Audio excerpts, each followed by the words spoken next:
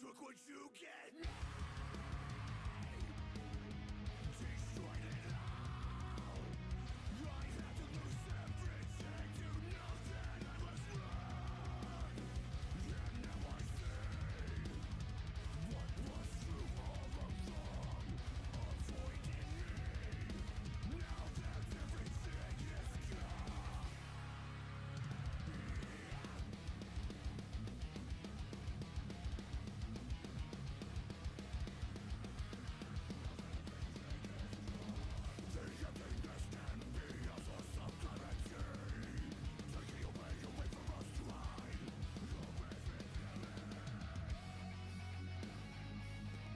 Choice but to rebuild. No voice, no peace, no love, no hope. Nothing left to hold. Take my broken frame, what still remains free from the chains, free from the chains.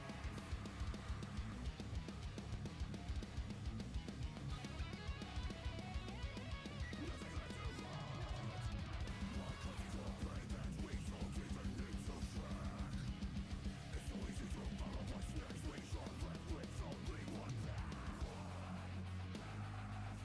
No choice but to rebuild. No voice, no peace, no love, no home. Nothing left but take my broken frame. What still remains free from the chains, free from the chains. What's left in me? What's worth saving? No matter how much time it takes. From Miriam, we are brought back to life. Some broken bones. We're reviving what's left. And dreaming what's left. And then rebuild.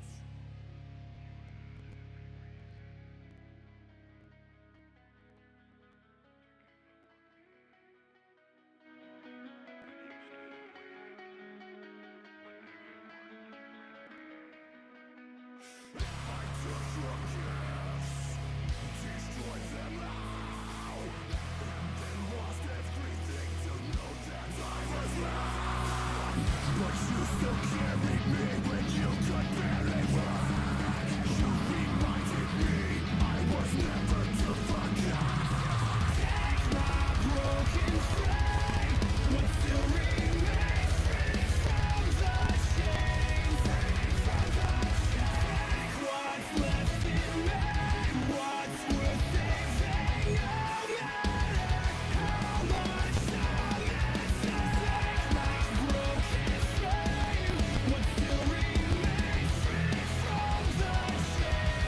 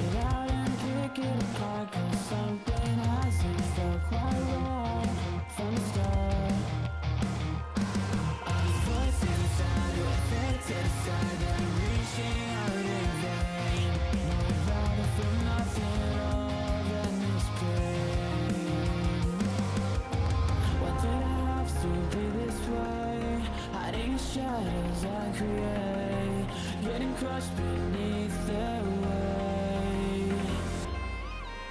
I'm paralyzed, it's killing me. I only wish to be okay. I feel the same, but they will never see.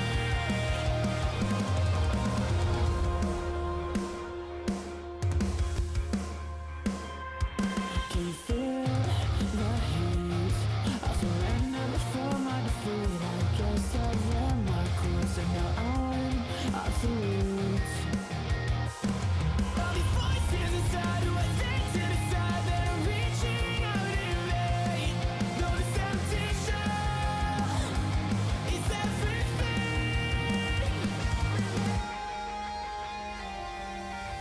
Why did I have to be this way? Hiding in shadows I create, getting crushed beneath their weight. I'm paralyzed, it's killing me. I only wish to be okay. I feel the same, but they will never see. I take my shape as I'm fading away, just to stay on the wall, just to think to decay. Tired of playing someone else's part, just to feel again, feel again. I see my shape as I'm fading away, and I'm tired of playing someone else's part.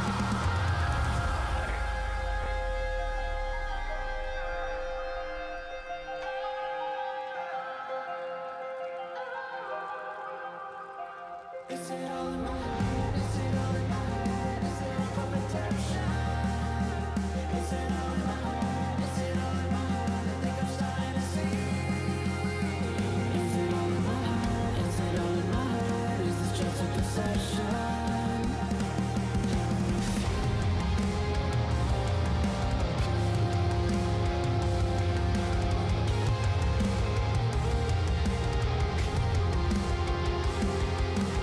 Why did I have to be this way? Hiding in shadows I create. So wait. Crushed beneath their weight. I'm paralyzed, it's killing me. Yo, yo, yo. I only wish to be okay. So what is up, all of our Bourbon Bud friends? How are y'all doing today? It is Friday, February 21st, and it is episode 4 live. Man, what an exciting day. So in today's episode on Bourbon Budz, we're calling it Bourbon Budz on the Weeders. Yep, this is the weeded edition. Weeded series, weeded, whatever you want to call it. Yes. Weeded Bourbon Budz, weeded. Yeah, it's going to be an interesting episode. If you notice, we've got a hell of a spread behind us. For those of you guys that can't see it, we've got the Redwood Empire Screaming Titan. We've got the Penelope Weeded. We've got the Green River Weeded Bourbon. We've got the Larceny Weeded. We've got the Old Elk Weeded Bourbon. And we've got the 1792 Sweet Wheat. All up for random tonight. We're going to pick 3 like we normally do.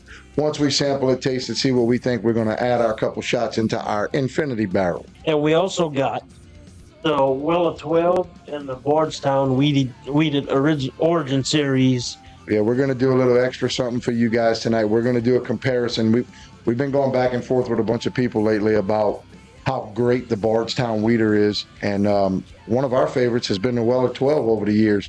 So now we want to do a fair comparison between the Weller 12 and the Bardstown Weeded Bourbon. Yeah, good buddy of ours, Mr. Doug, has told us that he preferred the Bardstown over the Weller. So we're gonna test it out. That's hard for me to believe. I can't say he's not right because, look, I love that Bardstown Weeded.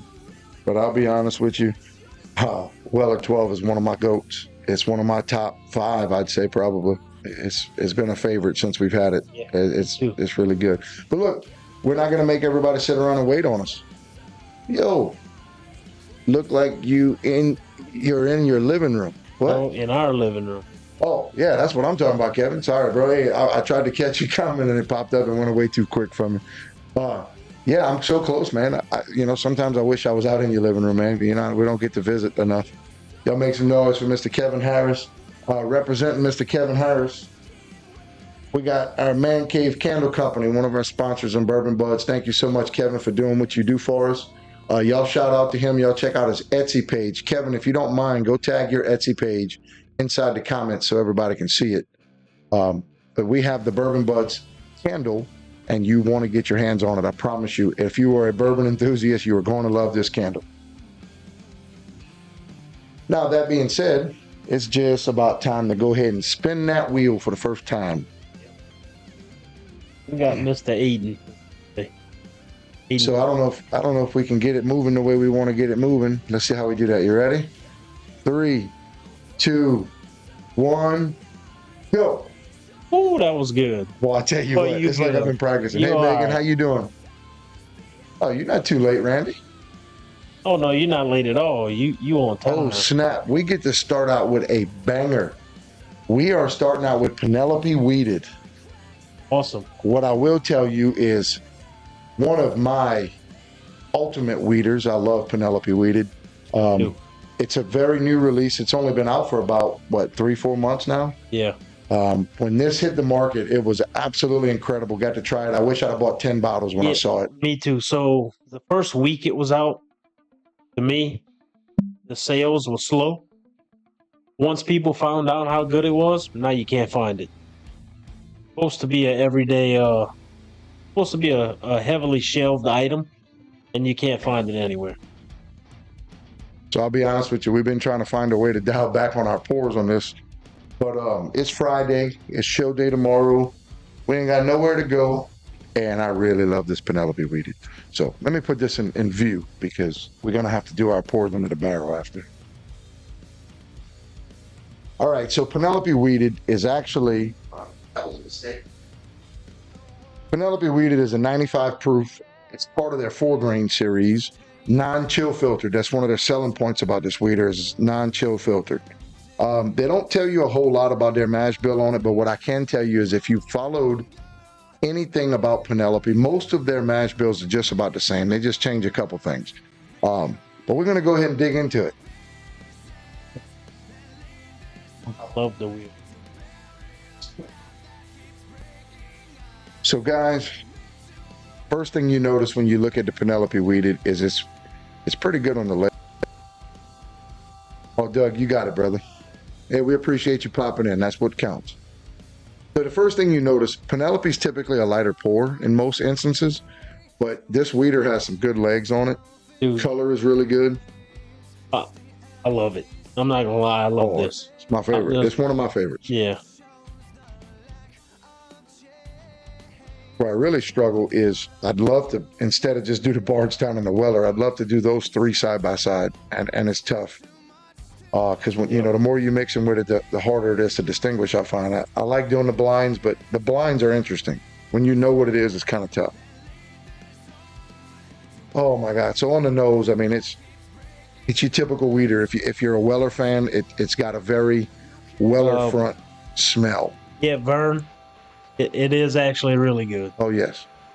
So we apologize to all of you guys out on TikTok watching. We don't have our TikTok comment thread on our TV.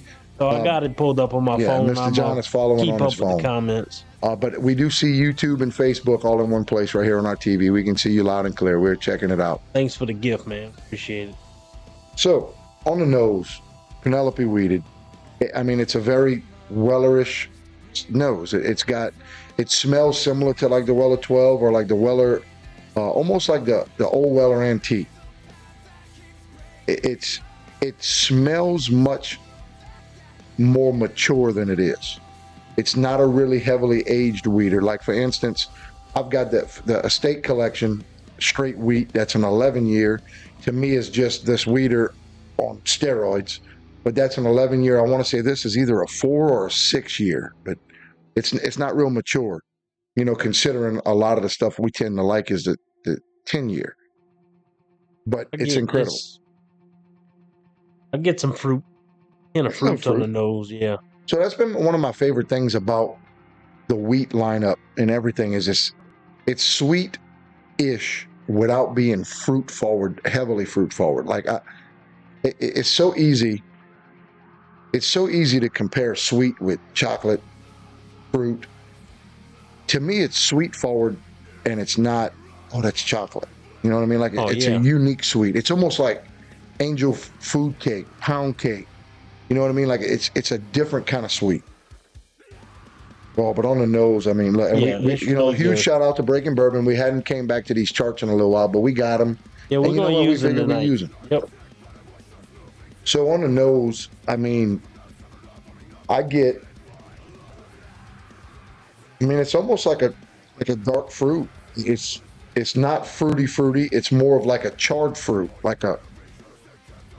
I don't know. It's weird because it doesn't smell like cherries. It smells like you would have baked some what they call it, fruitcake. You know what I mean? It's got that. Yeah. It's got that almost fruitcake smell. That's exactly what I smell. Truth is, it's great on the nose. Let's see what it's like on the palate. A lot of people don't like fruitcake. Well, The I way mean, it that's tastes, okay. but the way it smells Right. is good. The way it smells is good. All right. Well, Cheers, buddy. cheers to everyone. Penelope weeded.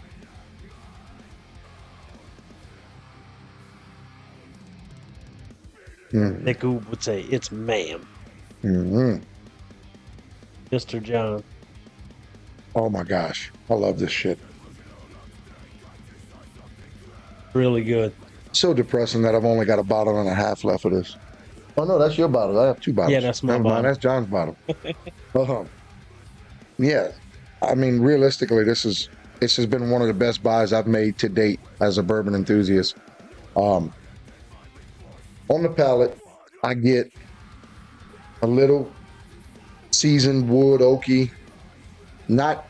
It's not very forefront. It's actually very smooth, Emma. By the way, thank you for being here. We appreciate you. It's smooth. Sure. It's very mild considering what it is at 95 proof. I mean, that's not exactly low proof. But it's it's not oaky. It's not smoky. It's more of, It's like fresh wood. well, when I read on this, It says fresh, I get, fresh wood. I can see fresh wood. I'm with that. I can agree with that. It'd be like you just poured it straight out of the barrel. Mm-hmm.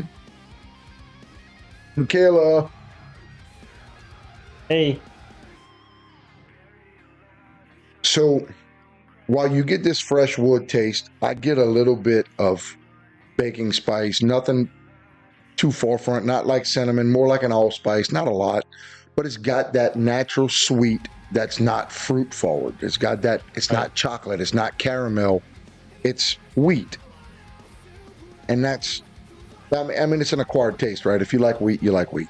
You're either going to like most of the wheat bourbons or you're not going to like many of them. And that just kind of is what it is.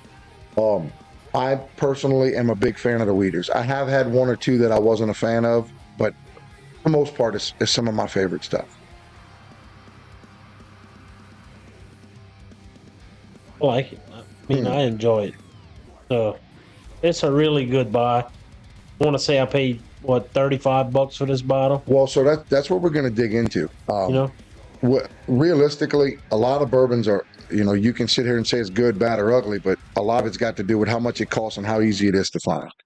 Now, to touch on what John said when we first started talking about this bottle, is this was supposed to be a shelf item, like your 4-grain series of Penelope. I mean, your white label is on the shelf everywhere. Your blue label Architect is on the shelf everywhere.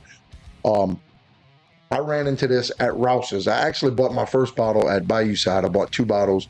And then when I went to Rouse's, they had a shelf full of them. And I'm like, So this bottle Shit. is my bottle, and this particular bottle was bought by Chet for me as a Christmas gift.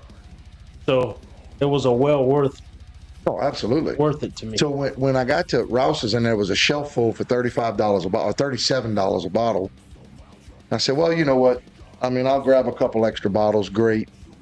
Didn't know what to expect. And then I think it was that night I busted that bottle open and realized I made a terrible mistake that I only bought 4 bottles to split 2 ways instead of 10. Should have bought 10. So that being said, I think we're going to move on to ranking it. And that's just because we've got a lot more for you guys tonight. Now we got to see what Mr. Ben is talking about here. Look at my dude having him a little shot of whatever the hell that is. Oh, that's Crown Royal. Oh, that's weak. It's all right, Ben. You'll grow into it. Emma, a lot of people need my palate because I'm telling you, my palate is a little bit different than a lot of people's palate. So I'm going to go first on the ranking. It's almost always worth it if it doesn't cost you anything. That ain't right, Emily. So I'll start first. I'm going to rank it on a few different things. And one of the things I'm going to do is What's up, Cody? The nose and the palate. And I'm kind of going to combine that because they're very similar on both aspects. The value, the price versus what it is, and the availability, I'm going to put all of that into perspective. So to me, on the nose, it is an above average weeder. It is much better than your Weller Special Reserve. I'm going to say it is probably a little bit under the Weller 12. Maybe if we tried them side by side, I'd feel differently, but I think it's less. It's not worth as much as the Weller 12. I agree. For Mike is crackling. Who's Mike? Is it when I talk or Chet? It could be my voice is cracking. That is a nice jacket. I have not taken that thing off all weekend so far. So yeah, I don't feel like it falls. It lives up to the Weller 12 situation. I feel like it's above mid tier for sure. Really good pour, very sweet. My mic, Aiden, may have to dial back slightly on my mic. Not much, just a little bit. There you go. All right, that should be better, Emily. Now we're not peeking on it. But no, so I mean, palate, nose and palate combined, it smells great. It tastes great. It's your traditional weeder. It's great.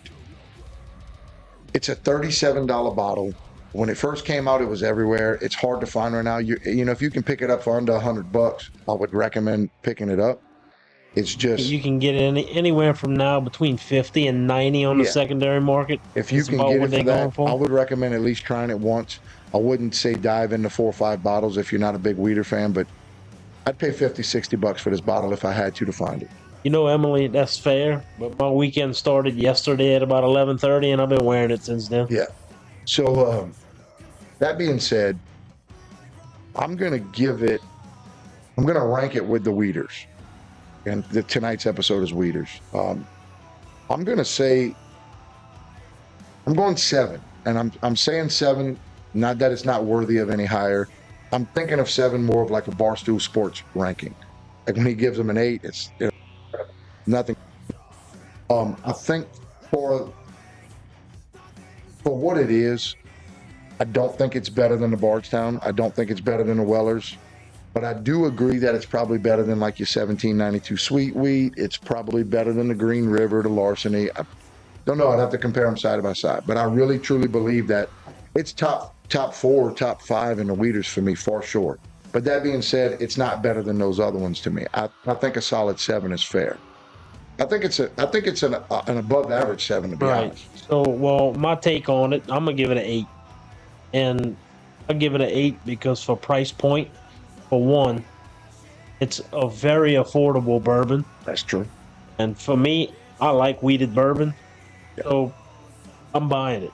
Like it's affordable. What we learned to tell everybody, guys, is originally we weren't fans of rye and we weren't fans of a lot of things. We were just bourbon drinkers, and now what we've discovered is we like everything. Yeah, it's kind of hard. Yeah, but no, I mean, because rye and wheat is 2 completely different things, and we like both of them a lot. Sip Whiskey online, $34. See, that's what I'm talking about. That's an incredible buy. I mean, you can't buy. There's Crown Royal bottles that's more than $34. So I mean, if you come across it for $34, you have to buy it. I give it an 8 because of the price. To me, the taste is good. This could be an everyday drinker for me. Yeah. If I drank bourbon every day, I would drink it. So for comparison, I want to clarify this, and this is not.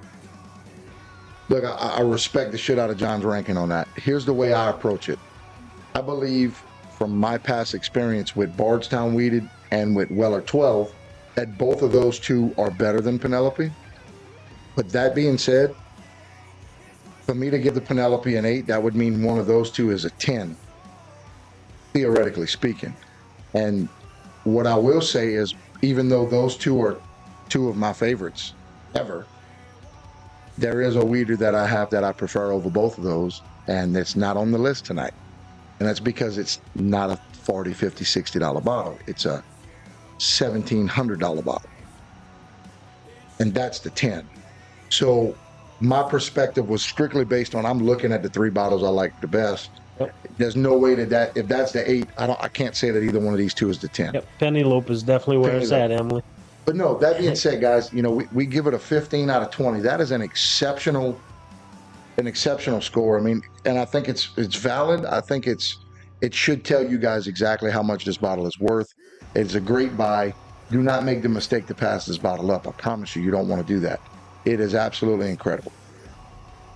But now we're going to move on to go ahead and pour our 2 ounces of it inside of our barrel. Now, keep in mind, guys, the last time we tasted this was going on 2 weeks ago. I don't know if you can hear me. Oh, yeah. Good? Yeah. So the last time we tasted this barrel was going on 2 weeks ago, and it was incredible.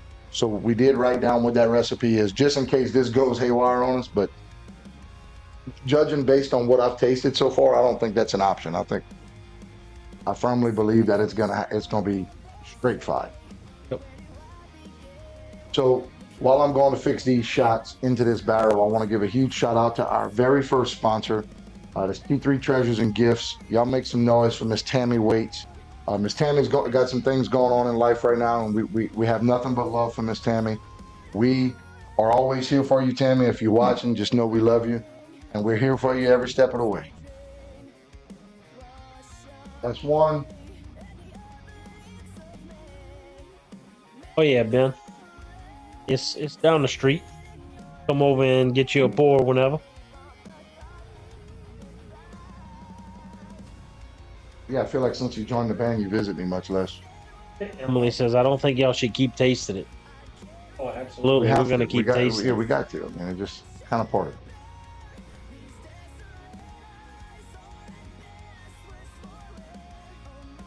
Yeah, you better be prepared. It's getting real tomorrow. We're going to talk about that here in a second. So 4 songs, that's about 15 minutes, so see you in a little bit. See you in 30. All right. So that was Penelope weeded. Absolutely worth it. What do you mean we messing up the ratios, Emily? No, we're not worried about that, Emily. It's a shot here and there just to taste it. I mean, we're going to have 10 liters in this barrel. A shot here and there is not going to kill the ratio. Yeah. Oh. Okay, guys. So far we've got 7 pours in this barrel plus our 6 bottles of Buffalo Trace. And look, it was absolutely incredible when we tried it the other day. Absolutely loved it. So look, here we're going to do our little shameless plug before we move on to our second bottle.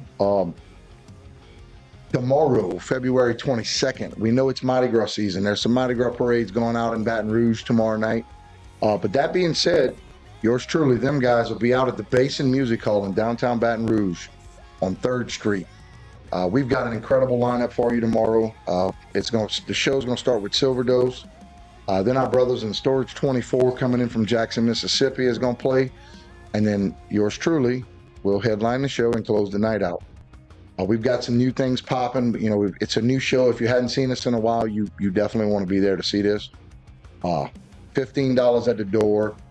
I mean, who loves live music more than us to sit here and say that $15 is fucking cheap? Like, Jesus Christ. Yeah, for 3 bands. I paid $1,500 to go to a show a year ago. So, but yeah, guys. So that's our shameless plug. Abby, it'd be awesome. You could have came to the show last weekend, but y'all decided not to. It's okay. Jay, hey, huge shout out to Jay. If any of you guys are out in the Metairie area tonight, y'all go check out our brothers in No End in Sight. There's a show going on at the Twist of Lime tonight. You don't want to miss it. Make sure you're there. I promise you won't be disappointed. You don't. Just go look at my Facebook page. I shared the flyer a couple times. Go check them out. Man, I love this stuff. All right, guys. So yeah, we've got a bunch of things going on right now. We have been, finalizing album 4 for any of you that give a shit about us live musicians, right? We have been finalizing album 4 to the best of our ability. We've got a bunch of big shows come down the pipe. It was announced a couple weeks ago that we will be sharing the stage with the one and only 12 Stones out in D'Iberville, Mississippi, at the D'Iberville Community Center. That's going to be in July. A huge shout out. Huge shout out to Mr. Kevin Harris for making that happen.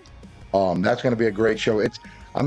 Honestly, I think that show is probably some of the best of the Gulf Coast, with one of the best bands ever to come out of the Gulf Coast. That is 12 Stones was, huge back in the early 2000s, mid 2000s. And then you've got Counterfeit, the Limp Bizkit tribute band. Man, them boys are killing it. You've got our brothers in Vision. You've got our brothers in Transient, and yours truly, them guys. I mean, it's 5 bands. I think it's $25 or $30 a ticket. You cannot go wrong with it. I promise you that show is going to be a banger. You want to be at that show. Oh, absolutely, Jay. Yeah, Joey, sorry, brother. I do not buy Crown products at all. I used to keep Crown XO. It's been a while since I bought any Crown. If I ever get my hands on it, though, I'll hold on to some of it and we'll talk about it. But I don't buy He's them. asking. I actually have a bottle of Blackberry Crown at the house. Could have brought it. I'll bring it next time. Yeah, well, he'll have to provide that because I don't purchase Crown Rock. Yeah. I'm very weird about Canadian whiskey. The only Canadian whiskey I've got on my shelf is Caribou Crossing from Buffalo Trace. So kind of is what it is. All right. So is everybody ready for the wheel for round 2? And let's see what the next one's going to be. While we waiting to do that, is there anything that we want to bring up? What we got coming? Oh, yes. So this was recently added. We haven't got to talk about this because since the last time we shot, this actually happened since the last time we shot the show. But on March 13th, we get to make our debut in Austin, Texas at Shiner Saloon during South by Southwest. Huge shout out to Kevin for making that happen too. Realistically, things are looking great for 2025. I mean, it's been incredible so far. For all of our friends out in the Texas area, if you can be in Austin on March 13th, that'd be huge. That's only 3 weeks away. So look it up. Check us out. Shiner Saloon, Austin, Texas, South by Southwest Festival. Another one you don't want to miss, I promise you. Yeah, 2025 is going to be a big deal for us. Yeah, I think so.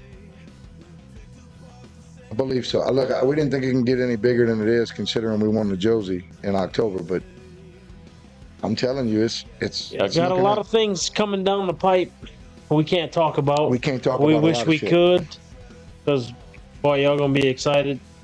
Not more excited than us, but maybe more excited than us. It's gonna be Aiden, good. Maybe.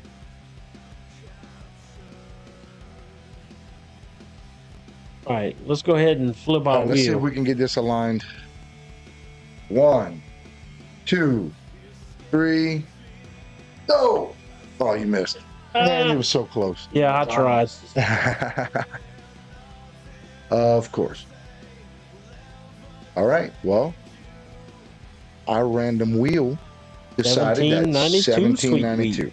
All right, John, you're going to have to reach that one. It's behind your head. So we've got any 1792 fans watching tonight? If I have to be honest, I am not a big 1792 fan. I like the Sweet Wheat. Sweet Wheat was okay. It was the best of the ones I've tried so far. Aaron, you coming to that show? Bro, that is going to be killer. I hope to see you there. Hell yeah. Ben might cry if you show up to that show. What you mean? I might cry. John's going to cry. John said he's going to cry on Ben's shoulder if you show up to that show. Y'all add the Penelope to the back? Yeah, I already did that. Also, by the way, we just played our first show last Saturday at Chafuncta Brewing Company with our one and only brand new light guy, Mr. Aiden Tabor. 1792 Sweet Wheat. Y'all make some noise for Mr. Aiden for being actually 1792 Sweet Wheat. Sorry. Walking into a light situation with very little experience and absolutely fucking killing it. He did a great job. What is the proof on this bottle? Oh, sorry. That's right. Put it where everybody can see it. Yeah. You know? No, it looks like a regular 1792 bottle. 91.2 proof. So 91.2 proof. We have no idea what the mash bill is. I don't know if it says it, but I will tell you it's a weeder, so we know that. Yep. That's it. We've tried this one before, and it's not that it's bad. Like I say, I'm not a huge 1792 fan. 1792 is made by Barton. It's not my favorite. Thank you, Ross. Glad to hear that. We were hoping you'd be able to make it out with us tonight, brother, but we understand. I've been messaging Chris on TikTok. He's live. He's Awesome. watching. He's on his way home from work. Hey, Laura. All right, so we're going to dig straight into this 1792. Oh, thank you, Don. When we, you know, what's crazy about weeders, and it's something I've noticed pretty active, is that They have a most of them similar smell the same. Most of I was them are just very about to similar. say that. I think the most distinct nose I've had on a weeder so far is the Bardstown. But it's all good, Ross. Hey, look, we understand. Priorities come first, man. Just you make sure to let everybody know what tomorrow's all about, because I don't think they're ready. I don't think they understand the gravity of the show tomorrow night at the Basin in Baton Rouge. Let them know in the comments. Make sure they know. So yeah, the 1792 has a very similar nose to the Penelope. Again, it's somewhere in the upper mid tier of a weeder, most likely. Yeah, it's a little fruity. Little fruity, not much. You know. Definitely sweet. Kind of smells like pound cake. You know, that sweet without the chocolate. You know. But here we go. We're gonna dig into it. Cheers, guys. Cheers. 1792 sweet wheat.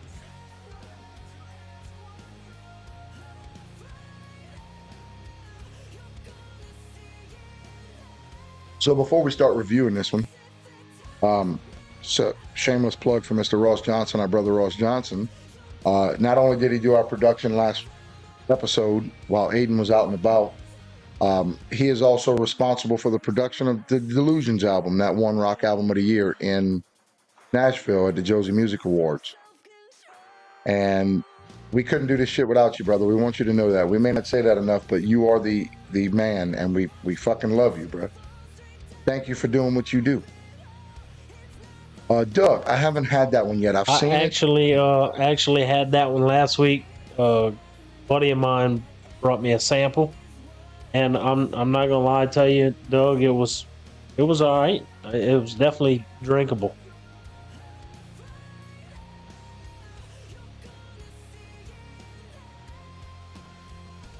I feel like I'm missing something. Chris says, I've been really busy here lately. What's tomorrow?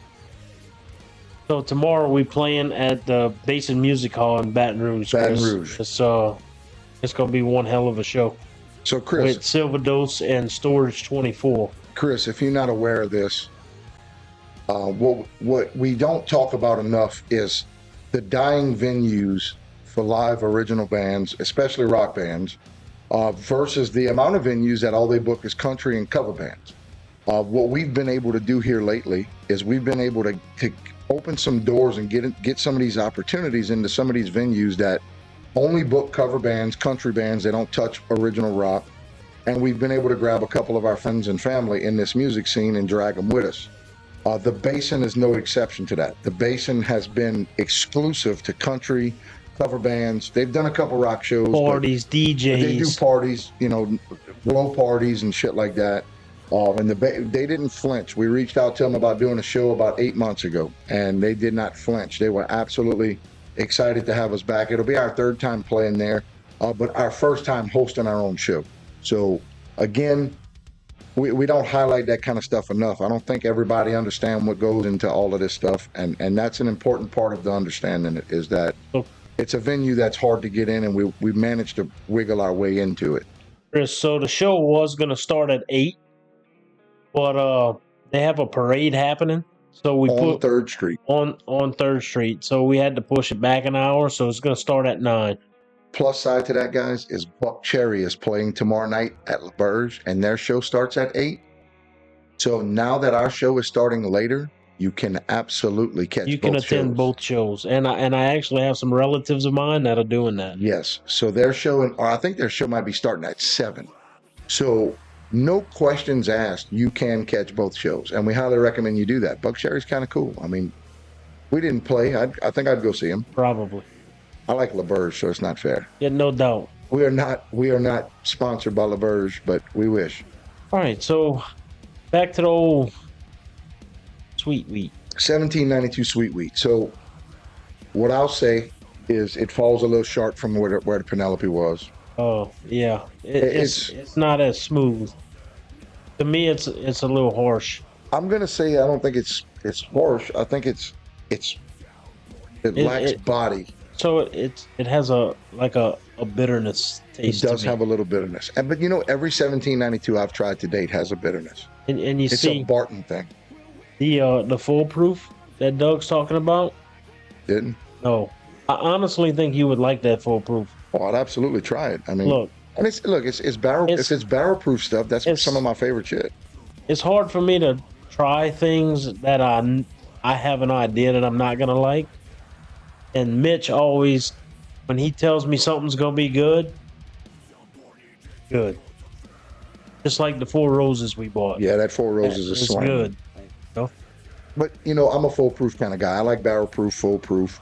The only foolproof that I wasn't a huge fan of was the Weller foolproof, and we tried it at Jay Wilson's in Beaumont. Yep. And honestly, I've never went back to it to try it again.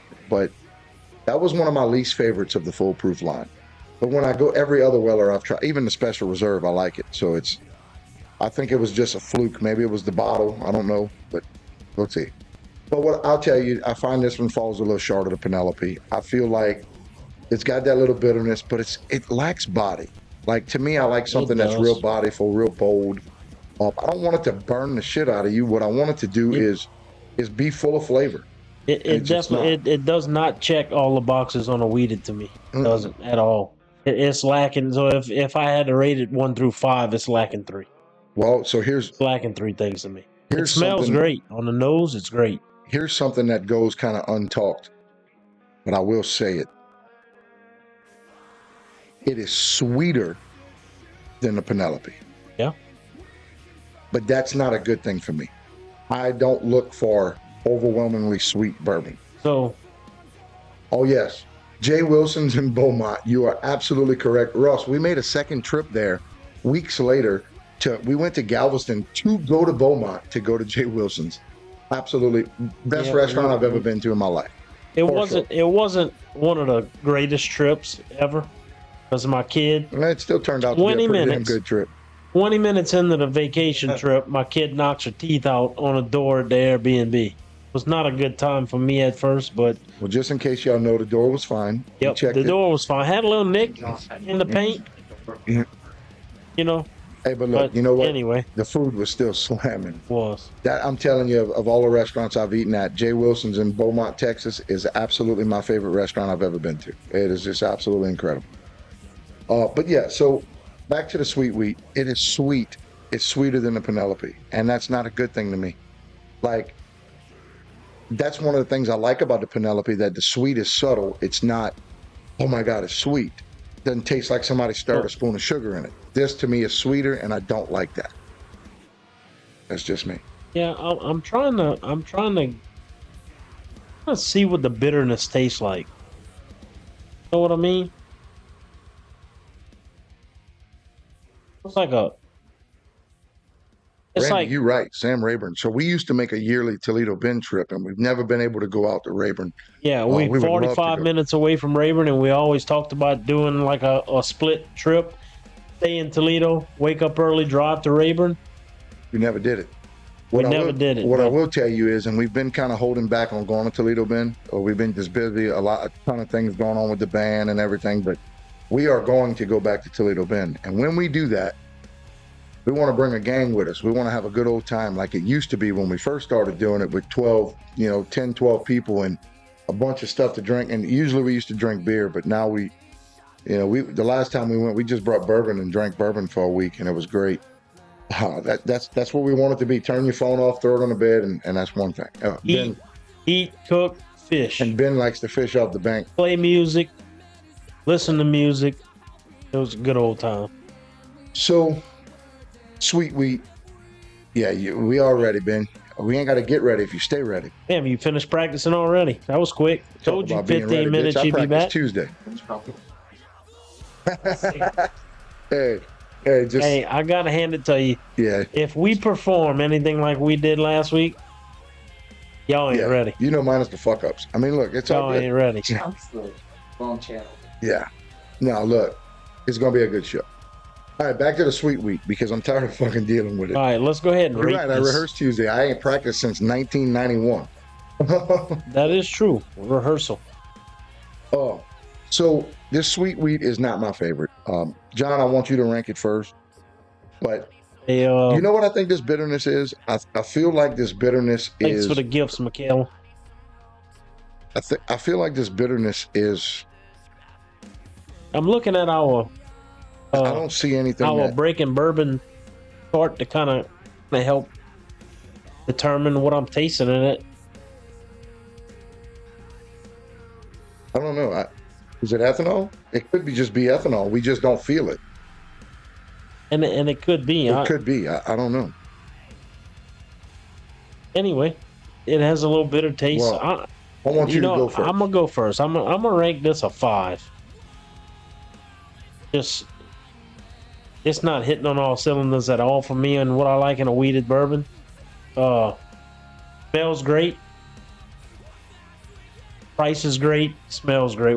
Did we even talk about the price? The price wasn't bad though. No, but I'll be honest with you, it's worse than you think. So we paid over $100 for these bottles. Yes, we absolutely did. We did for that bottle. Yes. So that's the flip side. Definitely not worth that at all. I don't feel like it's worth the $100+ price point. Now, if you can get it for 50 or 60, I'd say some people like a little lighter. I was about to say, if you compared it to the $35 bottle of Penelope, yeah, it's not even on the same spectrum. You don't even pick that up off the shelf. You leave it where you see it. You leave it where you see it. Smells great. You think you're fixing to dive into something really tasty, and just doesn't do it for me. And look, don't get it twisted. It's not bad. I'm not saying it's not bad. It's just it's not for me. I want the viewers to understand that it's not bad. It's just it doesn't live up to the hype of what it is. That's correct. You know, it's kind of like some people feel about William LaRue. Some people feel about Thomas Handy. You know, you pay $1,200 to $1,500 to $1,700 on a bottle, and it just don't live up to the hype. If you want to put it in a different alcohol perspective, it's like Taka Vodka to me. It's like Crown Royal to me. You know what I mean? It's like Taka Vodka. It could be good, and it has its place. Whereas we went from Grey Goose to Taka. Ben, we own 1792 Sweet Wheat. Yeah, it's I give it a 5, guys. It's just not. All right, so giving you my honest review. I'm going to say the nose is very similar to all the Wheaters, and it's one of the things I like about Wheaters is the nose. It's got a sweet, kind of cakey taste, smell. I mean, it's great. The nose is great. On the palate, I feel it lacks. It's not robust. It's more bland. It's not rich. But it's lacking. There is this bitterness. The only thing I can think of that would create the bitterness is the ethanol, and we just don't feel it. I don't feel ethanol that may be ever. It. I mean, it's sweeter than the Penelope, but I don't like that about it. I'm not a fan of it. I'm going with John. I say a 5. I'm gonna say that we're gonna round this sweet wheat to a 10 out of 20. At $100 price point, it's not worth it. I don't feel like I would never buy it again at $100. That's just me. I don't think it's worth that money. Yeah, I probably wouldn't buy it for 50. No, I mean, I'd buy it for 50. If I was looking to have the spread, I'd pay $50 for it, and I'd do that. All right, so yeah, in that aspect of it, yeah. But if there's so many other Wheateds out there, oh, absolutely, I'd never pick that up off the shelf. You don't buy that when you can get the Penelope. I mean, why would you? But I'm gonna go ahead and put our 2 ounces. 2 ounces in the barrel. Let's move on from this. Well, Ross, you know the problem with that is that's not part of the deal. We agreed that what we pick goes into the barrel, and it's not bad. Again, you know, don't mistake it. It's not horrible, but we're comparing Wheaters to Wheaters here. Make sure you fill that shot up. So we need 2 ounces. Yeah, it's random, but you know, compared to the other Wheaters, let me be transparent here. If we were comparing this to some of the pours, if it was just in a random with other things, it would probably score much better because it is a sweet, it's a good pour. I think you'd enjoy it, Ross. It's kind of sweet. But it's compared to the Wheaters, it doesn't live up to the hype. And that's their selling point on this bottle is a Wheater. And it just doesn't do it. I don't think it's not even on the same spectrum as the Wellers. It's not on the same spectrum as the Bardstown. Not even close. All right. Well, we're not going to spin this yet. Guys, that was 1792. Now, if somebody's got a different opinion on the 1792 and there's something maybe we're missing or overlooking, let us know. We don't have a whole lot of experience with the 1792, but I can tell you it is not my favorite, for sure. Well, I'll tell you what, Ross, going back to your comment, I wouldn't even pour that in the barrel. We definitely are never going to use that as our barrel base. I can promise you that. That is a fact. You know, because it's only 2 ounces and it'll never see the rest of the, you know, it's going to be all right. Yeah, we're gonna be fine with that. So, all right, shameless plug time before we get into something. And I want you guys in the comments to let us know whether or not you want us to go on to pour number 3 or if you want us to do our Bardstown and our Weller comparison next. So let us know in the comments which one you want to see next. So we've got some big things coming down the pipe. A few things are moving in the right direction. We played the Basin tomorrow, but that's not all we've got coming on, you know, on the books. We go straight into March. So myself and my family, Tracy, Aiden, Tylee, and all of our family goes on a cruise on March 2nd. When we come back, 4 days later, we leave for Austin. We do South by Southwest on March 13th.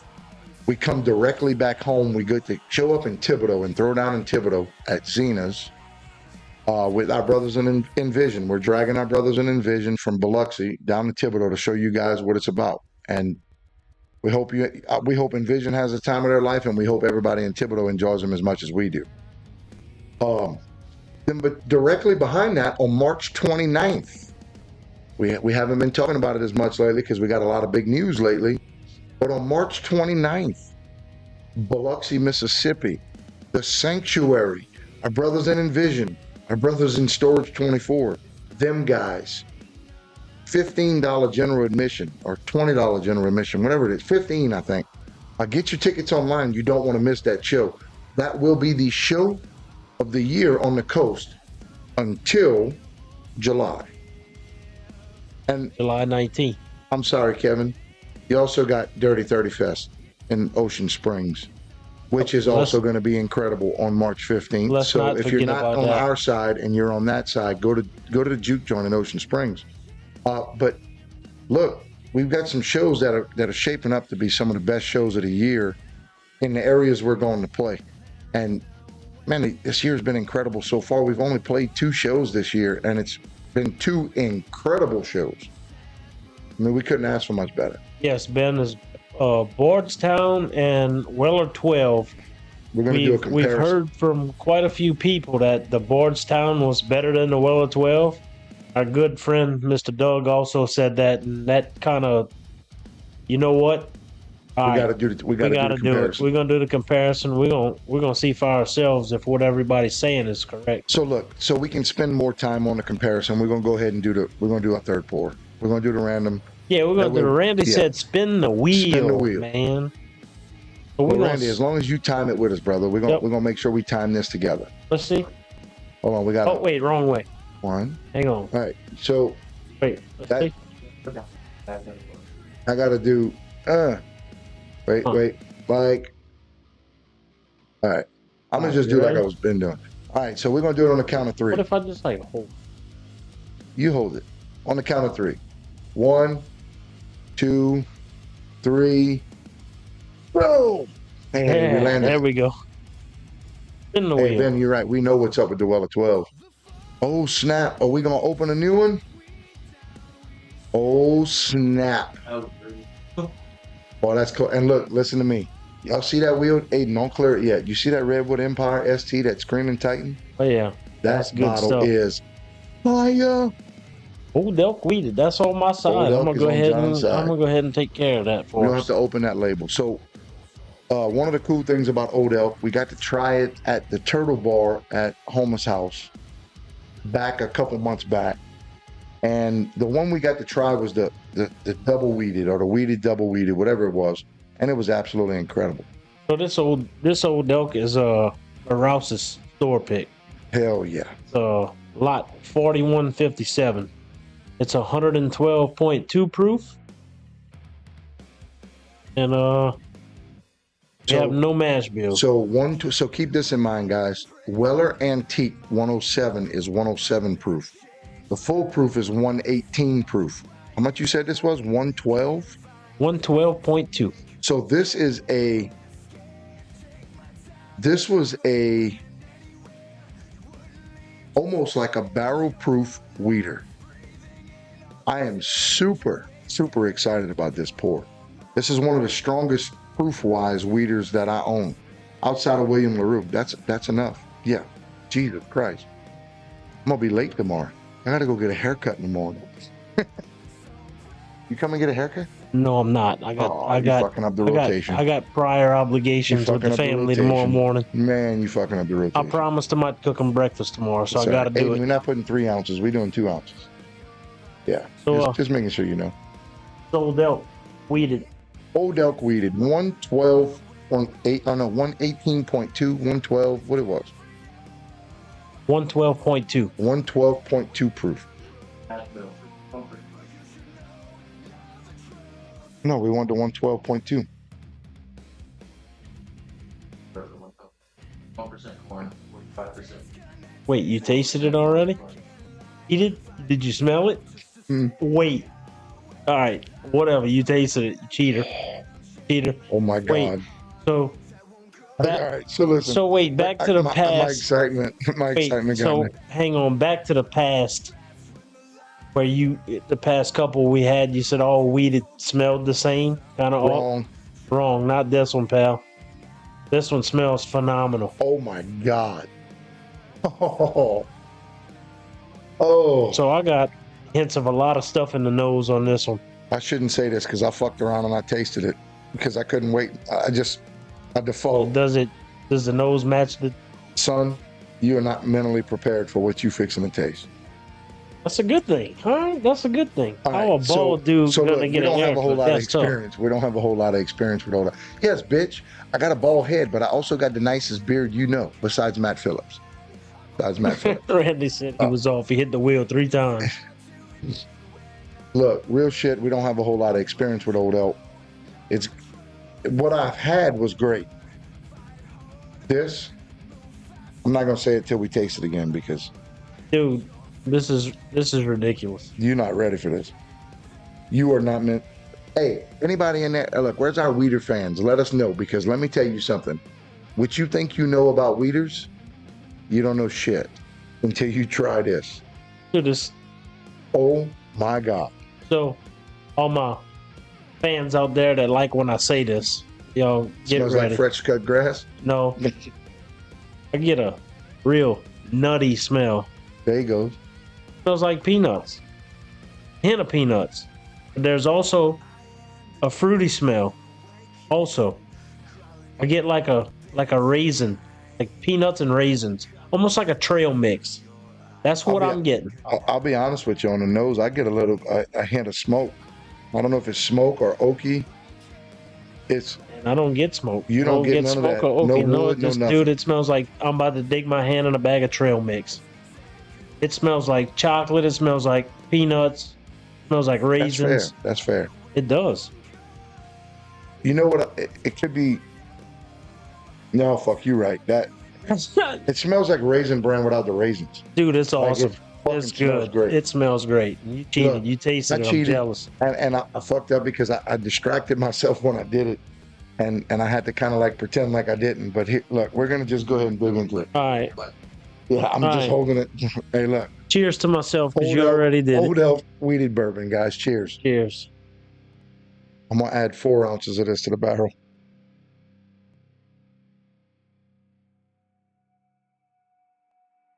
Yep. That's stupid. That is really good. Wow. I'm not really adding 4 ounces. No, but Doug, if you watching, I'm gonna text him while you saying it. Yeah, Doug, while you watching, we have a competitor over here. We can almost put that on that side of the table. Not gonna lie to you, that is amazing.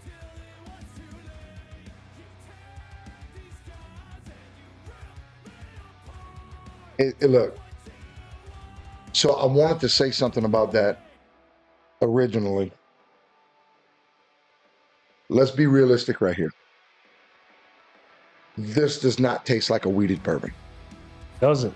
It's not even on the same spectrum as a weeded bourbon. Doesn't. This tastes more like a barrel-proof bourbon. Does. This is similar to like the Horse Soldier. This has the tingling on the lips. It has that. I mean, it's 112 proof. Yeah. It's a barrel-proof weeder, and oh god, I wouldn't dare put this in the lineup with Bardstown and Weller, strictly because the attributes I like about the Weller and the Bardstown versus the attributes I like about Old Elk, or I'm sorry, about barrel strength bourbons.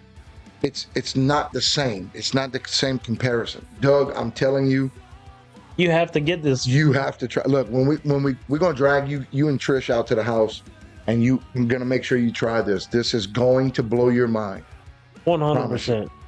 And we haven't compared it with Doug's Bardstown or listening. Weller. Doug, It's out the box. I'm not gonna lie to you. I didn't think it was gonna be good. That's just my honest opinion. This blew my mind. I'm not gonna lie to you. It doesn't smell like a weeder. It doesn't taste like a weeder. You still get the sweetness, the wheat sweetness, but it's like, to me, I'm getting might even be like cigar box. This would go incredible with a cigar.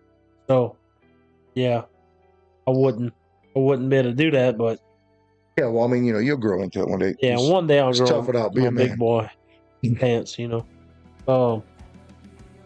It will catch you off guard as a weeder. Like, how many weeders do you know of that are not sweet? I mean, it's sweet, but it's not. So dude, it's Ben, ridiculous. Ben, I'm telling you, Oh, you 100%. would love this. Yep. It's not too late. I got a whole bottle. You can come try Yeah. it. Yes, So I'll throw Doug, I a agree. stick in the spokes on this.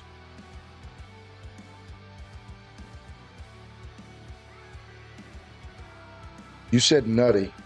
So I'm gonna on the erase- nose, on the nose, I'm gonna go with leather on the nose, on the palate, on the palate. maybe I- even on the finish. So It's I get that on the back end. leather. I do. It's a toss up between leather and tobacco. And look, I don't smoke cigarettes. I do enjoy a cigar here and there. What I will tell you is that is a pleasant So to me, taste. when you say tobacco, I can't tell you what that tastes like, but I'm gonna tell you that I would reference that to like a prune. No, not even in the same ballpark. So If I had to reference it. so when you think tobacco, think of what a cigar smells like. Okay. Don't yeah. think cigarette, because cigarettes are with so much other shit. Yeah. Cigars are much more all natural. Think of what a cigar smells unlit. What a cigar smells like unlit. Think of that on tobacco. I which agree. I do. brings That's what it is. Brings it to. I mean, it's a toss up between It's leather and tobacco, because It's like a sweet kind of. it's got a little sweetness, but it's not a real sweet pour. But the sweetness you getting is definitely from the wheat. It's just, dude, like my mind is blown with this. It is mine too. You know what It's- this reminds me? This reminds me of the Copper and Cast we did 2 weeks ago that we had Blew our low mind, yeah. expectations and we're like, motherfucker, you got to buy this. And now I don't remember what I paid for this bottle. Was the price on the top of it? No. No, I don't remember what I paid for this bottle. And I mean, don't think it was ridiculous. What I will say is I'm No very old glad. elk that I've ever seen on the shelf was expensive. No, I mean, well, but then You know again, what I mean? I paid a pretty penny for that gift set with the black elk. Yeah, but that's a gift set. It's a gift that's set. not, I've never seen an old. It is. Ben, you're right. Tobacco and leather is a great combo, especially when it comes to bourbon and pairing it with cigars. Hey, Dawn McIntyre. Hey, Dawn. Hey, so glad you Watching can make TikTok. it, Dawn. You're on TikTok. I can't see your comments, but John will let me know if you comment. No, I mean, tobacco and leather is a great combination when it comes to bourbon. A lot of people don't understand that. We're not looking for fruit. I'm not looking for orange. I mean, some of the ryes, like the Bullet 12 ryes, like orange rind, lemon rind, but Yeah, it has that. I'm not looking for caramel, chocolate, and everything. I'm looking for robust flavor. The fact that this tastes like a good cigar smells is incredible to me. I can't believe that. You want to go first, or you want me to go first? I'm pretty sure we're gonna be what and what. We're gonna be close. You know, This may be one of those that throws a stick in the spokes. because I'm honestly I'm gonna give it a 9. Well, explain to us why you giving it. So a 9. I'm giving it a 9 because as a weeded, it's above that spectrum. It doesn't taste like a weeded. It is, but it doesn't taste like a weeded. It has that barrel finish. It has that, I call it the burn, but it's not really a burn. It's a, you know what I'm talking about on the front end. Well, technically it is a burn. We just don't taste it anymore. Right. We feel it. We don't taste it. Right. It has that. All of you guys that are not avid bourbon drinkers, it's when you taste it and it makes your mouth on fire. That's what we're talking about. Right. We just don't taste that anymore. We feel it. We don't taste it. Yeah, like It's called anybody. ethanol. Yeah, that ethanol. So it's barrel Taste- proof. It's similar to a barrel proof. Yeah, I would say that. And to me, I love a good stout bourbon. And or a weeded, this is a very stout weeded bourbon. Yes. And I'm not gonna lie to you. If I see it, I'm buying it. I say that about things that I'm 100% sure that when I see it, I'm gonna buy it. That's it. Well, so to me, it's a Rouse's Store Select. So that means that one of two things is going to happen. You either got to get it while it's available, or it's no longer available. You're right. And that's tough. Because That's now tough. I want to go to Rouse's. When I go get my haircut tomorrow morning, I want to go run to Rouse's and I want to see if they got it. And if they do, I'm going to grab it. Yeah, What I well, will tell you you're is gonna we went to grab more Rouse's. than one. We went to Rouse's last week and I didn't see it. So- We also wasn't looking for We it. wasn't looking for it. So you gave it a 9? I give it a 9. All right. So And I know it's hard. I know it's hard for you to give anything a 10 because there's it's not, because there's. But you like this flavor profile more than I do. Absolutely. I know. So for me to give it a 9, I know I'm it's going to throw a real stick in the spokes here, and I'm going to make this almost unbelievable. So, to date, my favorite 2 weeded bourbons have been the Bardstown weeded. Let me rephrase that. I'm going to make it my top 3. Starting from best to worst to me has been Weller 12, Bardstown weeded, and Penelope weeded. same. Now, I love the Weller products. I think Weller does a phenomenal job in what they do. But I always said that Penelope's the 7, Bardstown and the Weller is a toss-up, but it's between the 8 and the 9.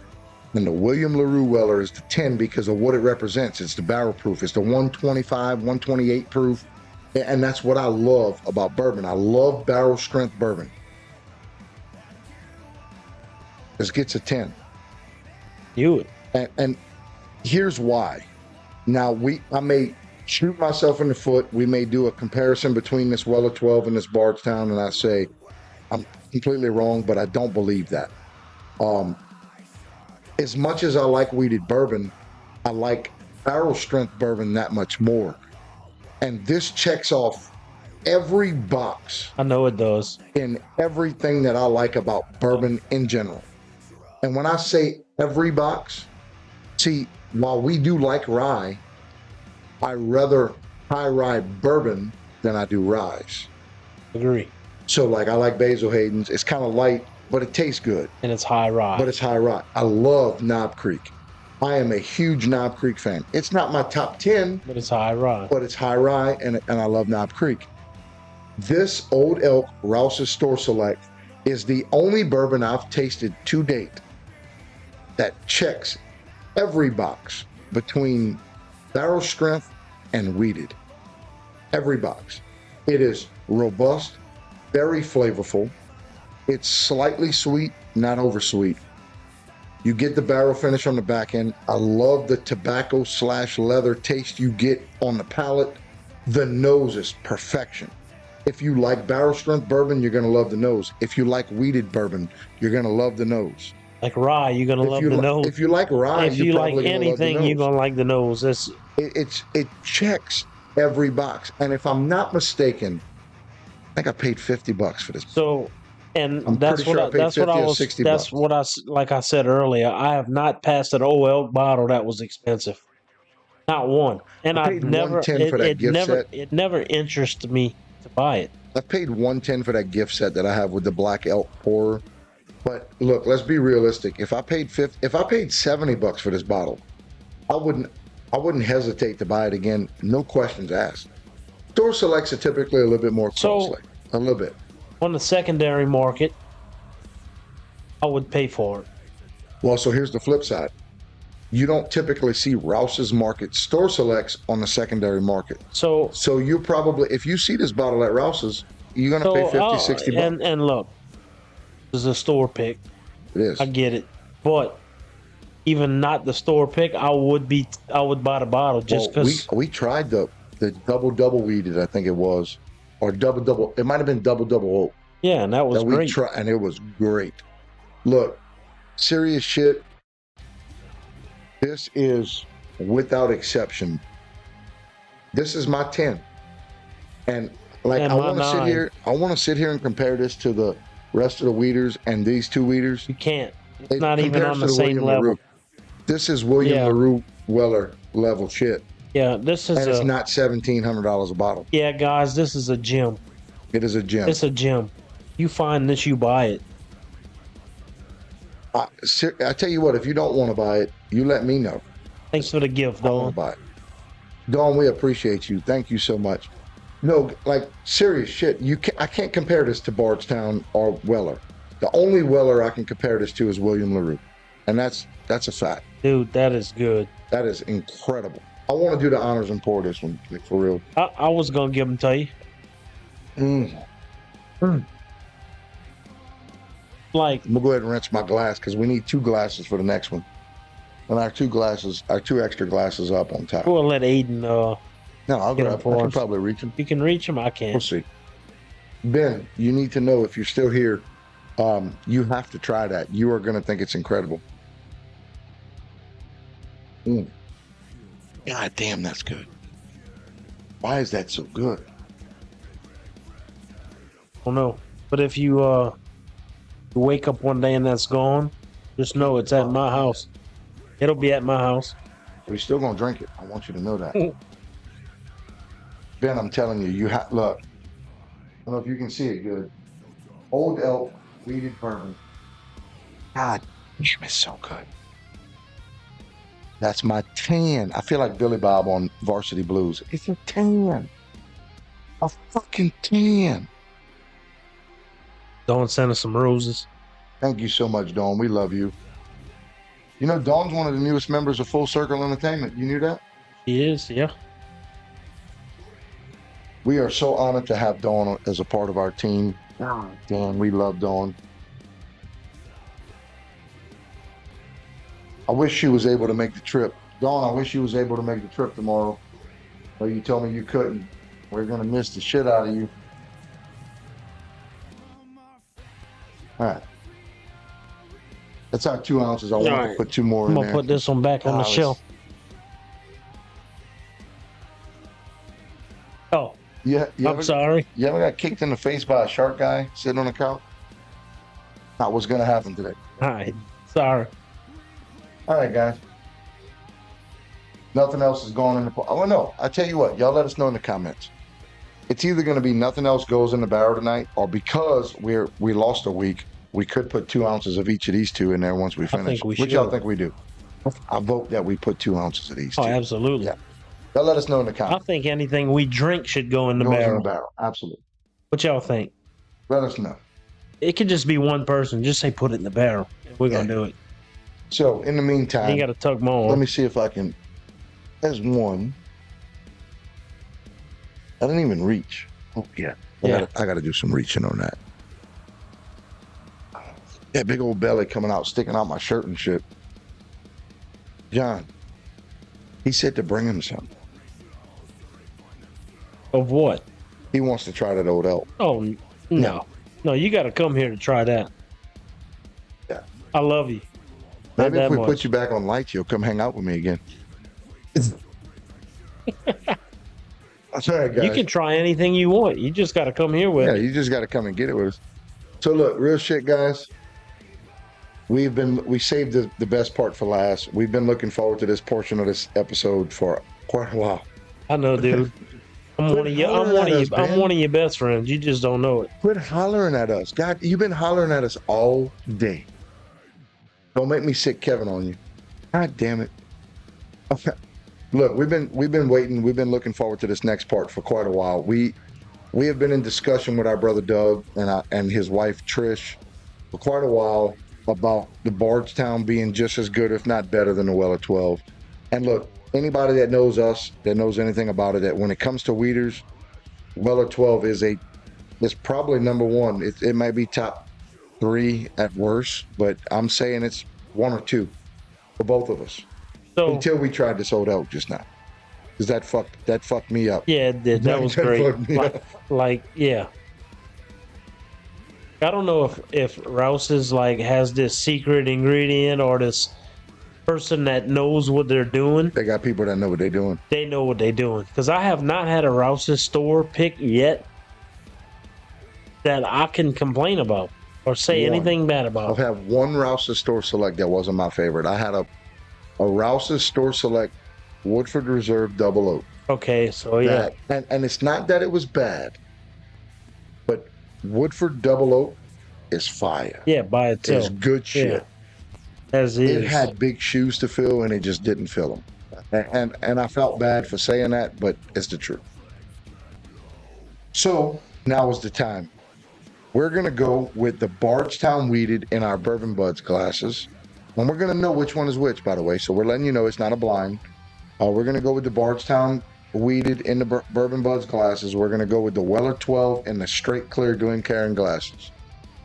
And we're going to settle this right now, once and for all, which one is better. So first off, I'm going to go ahead and tell you that it's a totally, completely different price point also. Well, let's not get carried away. It is. So that bottle right there is $50. Well, that's your Weller 12 that you paid $200. But my Weller 12 was 80. So if you buy Weller 12 on secondary market, $200. $200+ all day. If you buy Weller 12 for MSRP, it's $50 to $80. So they The about MSRP is what? really like $55. So the actual price point Is about what and what. All right, so that's fair. So that's fair in the market side of things. So look, when it comes to tasting, we got to keep in mind that these two pours are the same price. Realistically. Now, you can find the Bardstown Weeded everywhere because most people, when they look at Bardstown, they don't understand how good this bottle is. And that's a good thing. It's a good thing for us. Yeah. Because we can find it. We know. I will buy more bottles of this. Oh, 100%. I've been through 2 bottles of this shit. It is incredible. That bottle is open. I still have another unopened bottle at home. Yeah, I got one right there, but I'm on my 3rd bottle. All right.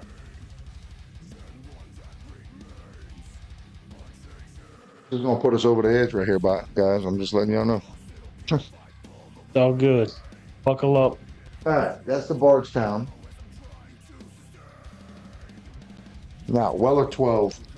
Again, if anybody knows anything about us, you know that Weller 12 is the only screw top bourbon that we worship. Yeah, normally you get a screw top bourbon, it's not worth it. But funny story. We're gonna go through this and we're gonna talk about this because it's relative. There's only been one bourbon to date that made John put his Weller 12 on the side and say, you know what? Fuck that, I'm drinking this. And that was the Crittenden's A Cut Above. And it was the Weeder. And it was the Weeder. It was the Crittenden's Cut Above. I should have brought that bottle here tonight. I had a brand new bottle and I let it go to Rob. Because my brother hadn't tried it and he should have brought that here tonight. You talk about a good pour. I know we deferring, but that is a good pour. No, look, first and foremost, if you're in the comments and you still here with us, let us know in the comments. Because what we're fixing to do right here is going to settle a debate once and for all for us. Yep. And I'm double fisting on this. You're supposed to get shots of water. So I'm gonna put my water right here in between my legs. But we're gonna double fist this one.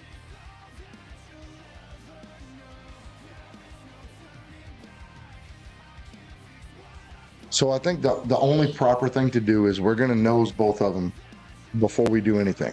Actually, we're gonna leg them. And what I will tell you is, God damn, that's surprisingly not that much different. Looking at them. So what's in what again? Bourbon Budz glass is the Bardstown. All right, so color alone. Color alone. It's about what and what? Well, the Weller 12 is slightly darker, but that's to be expected. It's 12-year age. The Bardstown it's a Weeder little- is 6. Yeah, it's darker. The Bardstown Weeded is 6 year. Now, fun fact, we were at Bardstown Distillery last year in July, and we got to try some stuff straight out the barrel, but they warned us about this weeder coming out. This is the very first bourbon that Bardstown distilled and bottled On site. on site for themselves. Yep. They haven't blended bourbons until this weeder. This weeder is the very first Bardstown original product. That being said, I'm gonna say that the Bardstown is close to a dark amber, and the Weller 12 is more of a copper. Maybe a medium copper or a Light mahogany. light mahogany. Yeah. All right, so we're gonna do this. We're gonna do this justice, and we're gonna make this fair. One, we're gonna rank both of them just because we want everybody to know. Two, we're gonna do it in phases. We did the color. We're gonna do the legs. We're gonna do the nose. Then we're gonna do the taste, and we're gonna see what it's about. Both of them at the same time. If we need a rinse, we're gonna rinse. So the Bardstown Weeder, you can tell it's a little young. It's not thick on the legs. It's got some legs, but it's not heavy on the legs. Not heavy at all. When you take the Weller 12, Heavy, a little heavier on the leg. Not heavy, but the legs are around the whole glass. yeah, the Weller 12 definitely has more legs, Yep. better legs. I'm gonna go ahead and open my bottle of water because we're not gonna fuck this up. All right, we owe these two bottles. These two bottles are two of our favorite bottles. We owe these two bottles a fair and honest judgment between the two. So, nose wise, Going with the Bardstown. so good. Now, transparency, it does not smell anywhere near as good as that old elk. That old elk is fucking phenomenal. Not even on the same well, spectrum. we got to forget about the old elk because we're not on that. We're not on that. But it smells good. It smells like the traditional weeder. Really good. And the Weller 12, goddamn. I'll be honest with you, it's hard to tell the difference on the nose. I don't know. It's tough. Weller 12. No, I'm sorry, that's Bardstown. Yeah, you almost can't tell the difference. It's what and what. Like, If I had to say anything, I think the Weller 12 has more of a sweeter smell. I had to get a breath of fresh air before I decided that. I'm gonna agree with you. So the Weller 12 is slightly sweeter on Yep. the nose. It's Not by much. but I don't know what to compare them to. So I would say the Bardstown is more of an orangey fruit smell. And the Citrus. Weller 12, yeah. The Bardstown has more of More a of a citrus-driven citrusy smell. nose, and the Weller 12 has more of a dark fruit, Yes. apricot, Apple. It's apple more of a kinda sweeter. nose. Yeah. Apple. I'm gonna say apple. Yeah. I smell apple. Yeah. And on the nose, that doesn't scare me. I don't mind either or. And here's the trick. I know both of these pours are incredible. Yep. Which one's better? Find out. Buckle up. You Can't can't find out Till you till fuck you around. fuck around. All right. Well, look, Bardstown weeded first. Cheers, guys. Cheers.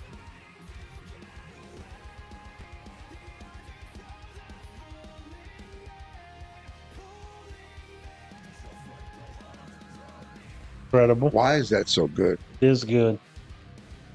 All right, so my first keynote I will make about the Bardstown Weeded that I didn't remember from the past is that it burns. Now, I don't taste the burn. I feel it. No, yeah. It's got some burn to it. It's not light. Aiden, can you hand me that bottle, please? So the Bardstown Weeded is 106 proof. It's only 6 proof less than the Old Elk is. So when we start comparing the two, we got to understand that the Weller 12 year is not 106 proof. At 106 proof, that's, you notice it.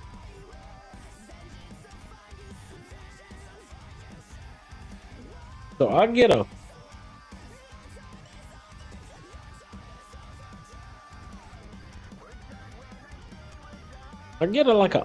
allspice taste. I do get a little spice. I get a seasoned wood taste. Oh, I mean, look, I'm with you on the allspice, and I say allspice. It's almost rye forward.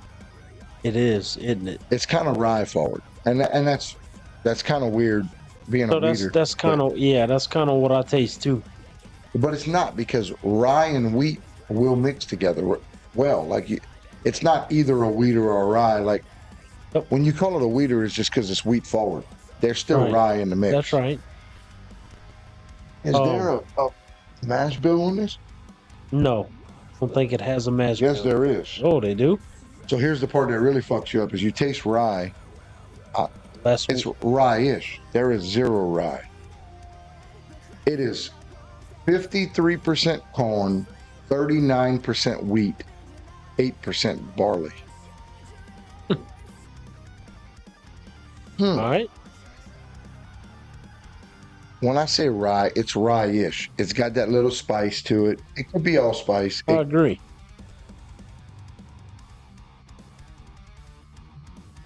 Yeah. What's fucked up is I can sit here and read this list. I don't know what half this shit tastes like. No, me either. I don't know. So yeah, What I will tell you is it has I'm just trying to use that as a reference of maybe that's what I'm tasting. Yeah, you know what I mean? Look, It kind of has a gives burn. you It has a burn. We don't feel it. We taste kind of a it. reference, you know? It's not a bitter burner, and that's No. that's the trick. It, No. it tastes great.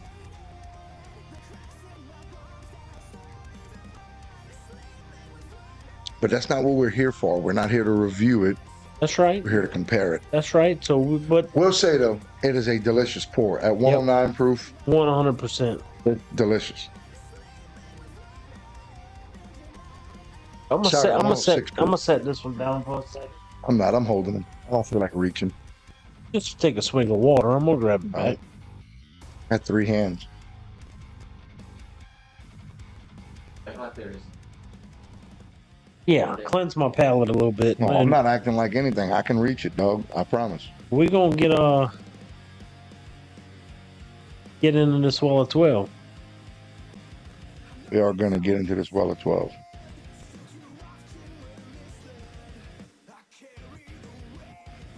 I'm going to mute that because that's loud. Get into this well of 12. Got you, boy. All right, so real shit. Well of 12 has been one of our goats for a minute. Go.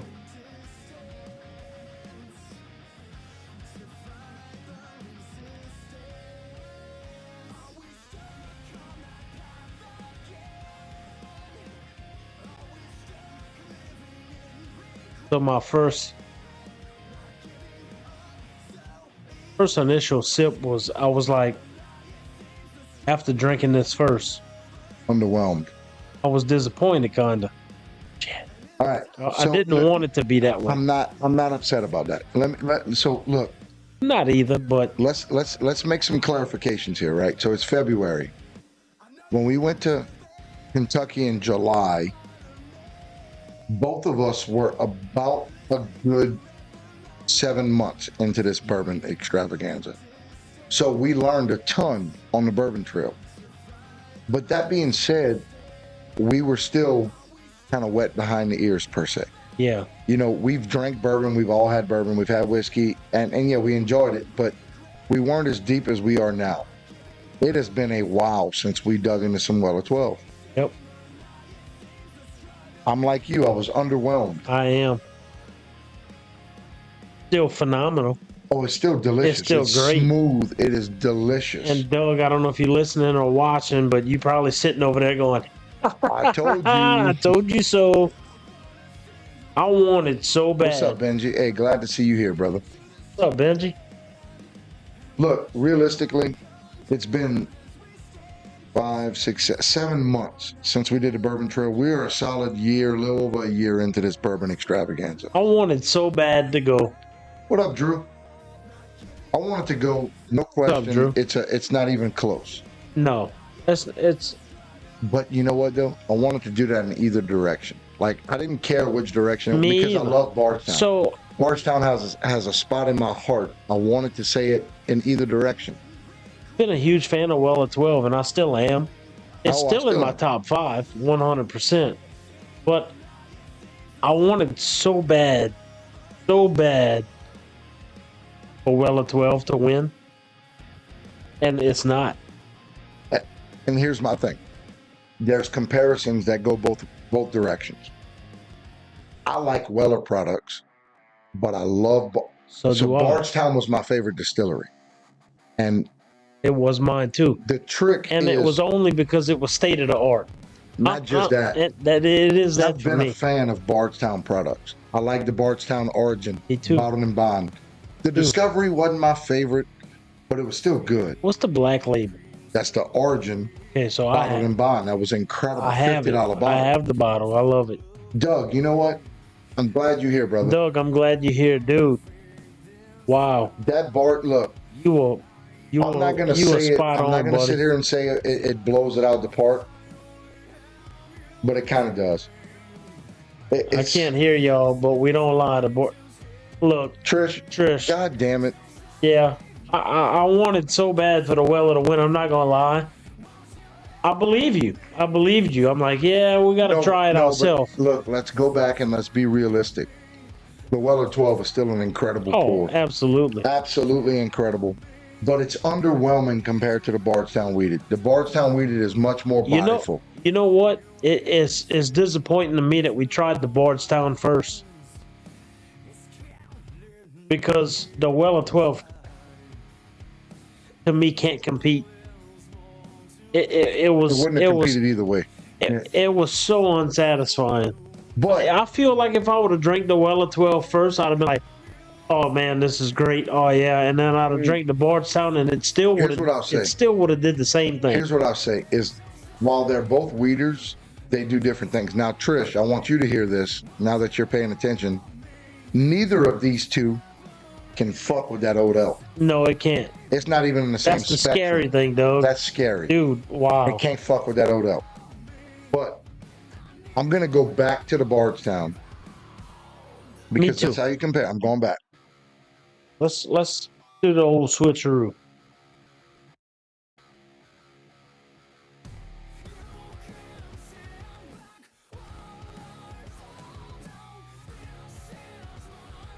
All right, doing that, I'm not 80% on the train with you on this. And I'll explain why when we get to the ranking them. What you mean? So I'm saying I was underwhelmed by the Weller, but it's not for the reason you think. So I didn't go back to this yet. I mean, let me. Yeah, get you some more.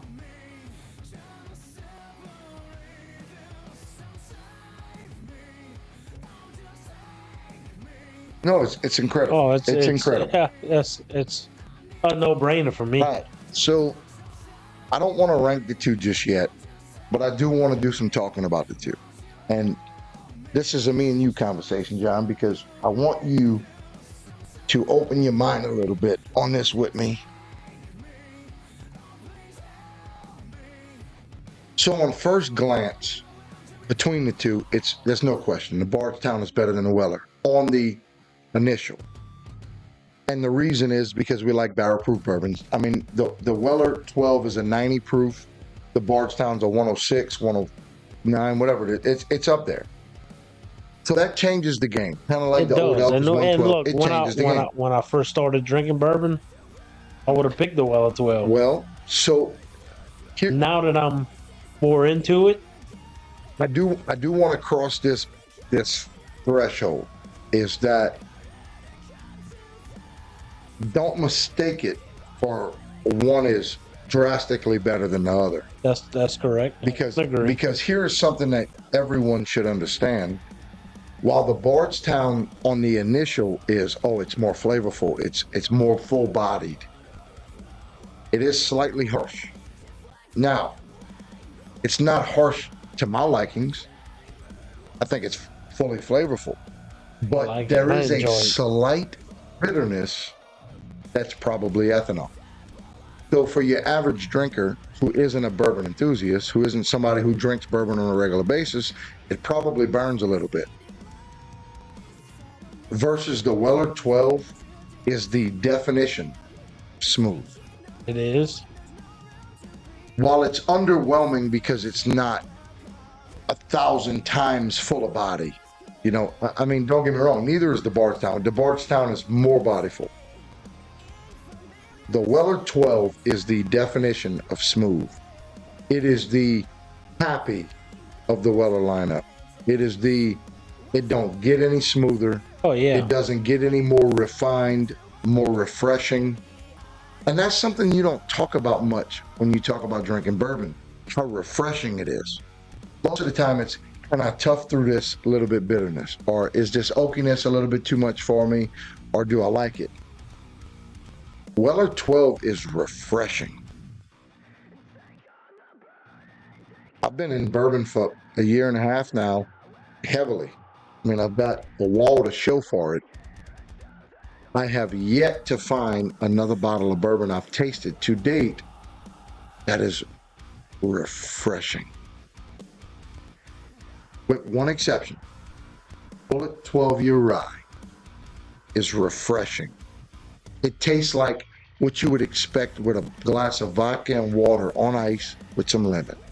Got a little citrus. It's refreshing. Yeah, I got you. Sitting in on an episode of Bourbon Budz, probably turn it into a 6-hour episode. Dude, look, we ain't scared. Say it with your chest. You ain't ready. You just don't even know. We've done it for longer than 6 hours before, just not on record. Come on, let's do it. But look, so before we get into ranking these two and saying which one we think is better, I want to make it clear that they are not comparables. They are. And you know, to the naked eye, we want to think, hey, which one's better, the Weller 12 or the Bardstown? And as a weeder, yeah, you want to compare them. And the Bardstown is 10. It's 106 proof. That is closer to the Old Elk than it is the Weller 12. They both smell the same, identical. Oh, they smell identical. But the Bardstown is closer to the Old Elk than it is the Weller 12. Now, here's the harsh reality. If we compared the Bardstown to that Old Elk, I'd throw that away. That's the scary part. So, and Doug, I hope you're watching this. As much as you like the I love the Bardstown. I adore the Bardstown.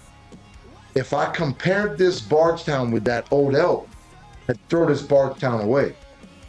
Yep. This Bardstown is closer to this Old Elk in proof than it is to this Weller. 100%. To me, this Weller compares more to the Penelope, which, by the way, the Weller is much better than the Penelope. Yeah. But we're not comparing apples to oranges here. So, to me, I want to say that, yes, I do enjoy the Bardstown more than I enjoy the Weller. I do too. For the robustness of it. I do too. Definitely. But I think the Weller 12 is a better quality product. Because when you're drinking bourbon, I've never thought of refreshing. I've never thought of, golly, how smooth this is. how refreshing it is. It's insane to think how smooth a bourbon can be. 90 proof. I mean, look, anybody out there has ever drank whiskey, bourbon? Jack Daniels is 80 proof and makes you do, oh. This is 90 proof and it's refreshing. What I'm learning in this is it's not apples to apples. It's apples to oranges. I feel like we did the wrong comparison here. And we didn't know that. I mean, we just discovered that today. Yeah, but I feel like the Weller 12 should have went against the Penelope or the Redwood Empire. And the Bardstown should have went against Odell. the Odell. And if I'm being honest with you, having just had both, The Odell could have won. would have blew it out the water. Yeah. Absolutely. So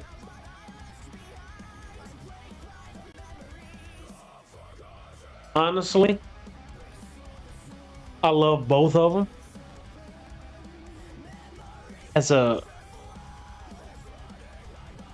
If they side by side on the shelf, I'm not gonna lie to you, it depends on what day of the week it is, would determine which one I pick. There's no picking. If they're side by side on the shelf and they're both at MSRP, I'm buying both. There's no question. I will buy both. No I'm questions talking asked. about if I own them. But you're right. There's no owner in this. If those two bottles are side by side on the shelf and the Weller 12 is $55, which is its MSRP, and the Bardstown is $50, you're not passing either one up. No, You're gonna grab no, both. absolutely. You're gonna buy will both buy at both. the same time. Brandy, don't worry, you'll grow into it. One day you're gonna grow up to be big like us. So, look, let me highlight on that. I don't pass up Bardstown Weededs unless I'm just not shopping. I mean, I would not pass up either of these bottles side by side together on the shelf. I get it. I would. I get it. But here we are, and this is what we're doing. So if you had to pick one, you can't pick both. You can't say they equal. If you had to They're pick not one, equal. Oh, they are not equal. So by no means. this is the harsh reality, the harsh truth about it. If you had to pick one right now, which one would you pick? So Not because this one's in this category, this one's in another. It's not a categoristic thing. Here's what I want to do. I want you to pick first, and I'm gonna tell you why. Out of the two, I don't want to deter your decision on anything. I want you to pick first because I'm telling you, I'm fixing to fuck some shit up. I want you to pick first. I want you to tell me which one you think is better. So before today, before I sat here and had to decide which one was better, Weller 12 was my number one pick of bourbon, period. That was my number one pick. As I've been drinking bourbon and I've grown to like the different flavor profiles and the different smells and the different things about bourbon. The front, the back, the allspice, the rye, just everything. I would choose the Bardstown over the Weller 12. If I had them side by side on my kitchen counter and I had to decide, today I'm gonna drink weeded, and I'm picking the Bardstown. And it's only because I've grown to like that flavor profile. When I first started, it would be a different ball game. You like the lighter stuff. I like the lighter stuff. So the Weller 12 would have been my first pick.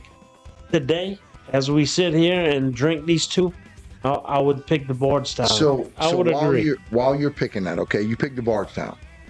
Rank both of them. You have to rank them. Out of a score of 10, rank both of them. That's tough. It's tough if you had to do it that way. And the realistic part of it is. So when you go to the ranking, you can't rank them different. Is what I'm saying. So if they're side by side, I'm picking the Bardstown because of all of the things I said, but if I had to rank them both, I would give both of them the same score. And what would that be? No, it's not that I didn't think that far. It's hard. It's hard for me because I want to give both of them a 10, dude, but I can't. I'd give both of them a justifiable 9. Both. I'd give both of them a 9, evenly, and for different reasons, but they would both rank a 9 to me. And that's fair. So that's exactly why I wanted you to go first. So, Brandy, I'm going to answer your question. No, Weller is not the best of all. John at one time thought that Weller 12 was the best of all. Now, there was never a time that I thought Weller 12 was the best bourbon I've ever had. What I will tell you is it was definitely top 3 for me. I'm going to fuck it all up.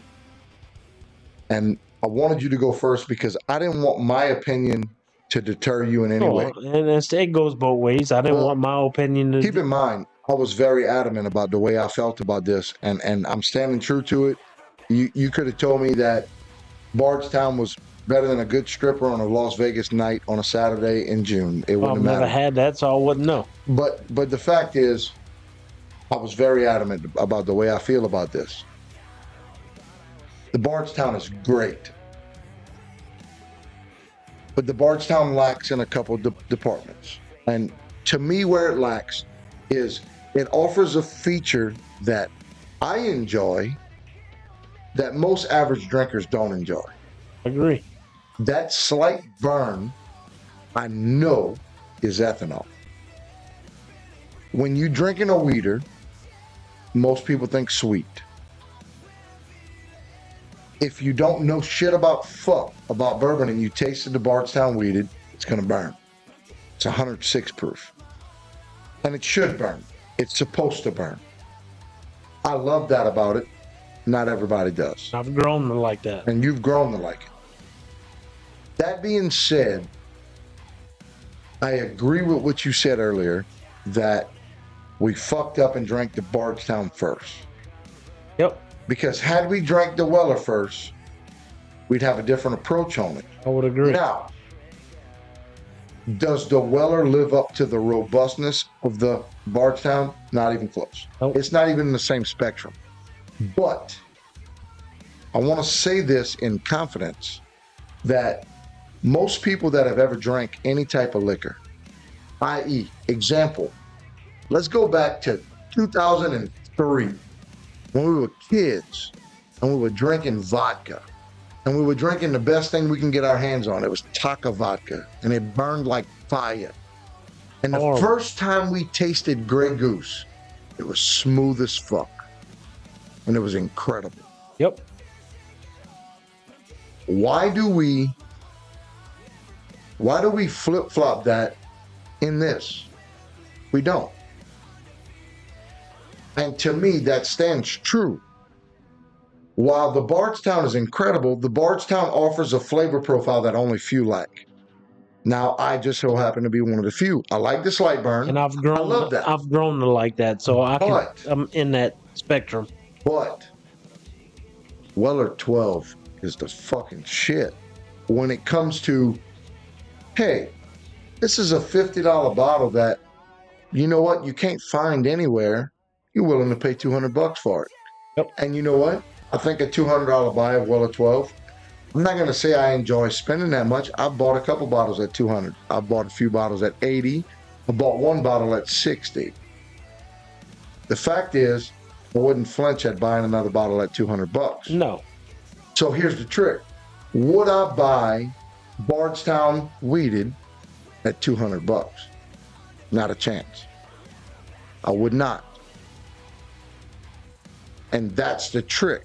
It is. It's a mind. Well, there's so many variables that go into it. It's a mind bust. Here's the way I look at it. I've got a ton of bottles on the shelf. A bunch of them that I've paid secondary market for. A bunch of them that I've got at MSRP. And there are some that I'd never pay secondary for again. And there's some that I wouldn't pay MSRP for again. Yeah. the vast majority of the bottles I have, I wouldn't hesitate to buy at MSRP, and I wouldn't flinch at secondary. Weller 12 is a $50 bottle that you and I both know at $200 we'd both buy it. Yep. Tomorrow. Yep. I don't have $200 extra dollars. If it was for sale at the local store tomorrow for $200, I'm gonna figure it out. I'm buying it. Me too. That Bardstown is a $50 bottle. I wouldn't spend no more than $50 on that bottle. I'm not gonna say I wouldn't spend more than 50. I wouldn't. Well, it's only because we've only ever seen it at 50. If that bottle was $100, I'd probably buy it. Knowing what I know about it, I'd buy it at 100. Yeah. I would never spend $200 on that bottle. True. So I told you, I'm fixing to fuck it up. Yeah, it's a very difficult. It's really not. It's not, but it is. It is for a person. I'm gonna just use me as an example. It is for a person like me. Me, when I first started, there would have been no comparison. I would have picked Weller 12 and I wouldn't even drink the Bardstown. It's fair. That is fair. And we've evolved. You see, when I first started, I've always favored the heavier shit. And I've always been on the lighter side. I liked the comfort of the refreshing bourbon, the lighter bourbon, the everyday drinker bourbon. And that was the trick. It was the stuff that you can get through without judgment. It's still bourbon. Yeah. It's light. So it now, was easy. Look, over the years, we drinking all this other bourbon, and it's like I've grown to like the more stout bourbon. Like when the fucking Willet purple top Willet that burns purple the top, fuck out of your mouth when you drink it. The Thomas Handy, which is really good. Rye, which is, dude, like it changes the game. It does. The more you evolve into it, the more you open your mind. It's like, it's hard to explain. It's not. I understand it. No, you understand. It's hard for me to explain to people who are not bourbon drinkers. Like somebody who doesn't drink bourbon, give them a sip of the lowest proof stuff you got, and they're like, ooh, that's hot. It burns, and you're like, my mind. But like whatever, dude. But that being said, what's really crazy about it is there are still some low proof things that I have on the shelf. That's 80, 85 proof, 90 proof. That's fucking harsh. And that leads to my point where I want to finalize this. You said you want to give both of them a 10. You're comfortable with a 9. You're going with a 9. Going with a 9. I'm not going to give either one of them a 10 because that Old Elk is a 10 and that Old Elk deserves a 10. I'm going to go with a 9 on the Weller 12. Because where I come from, when it's really well refined, it's better.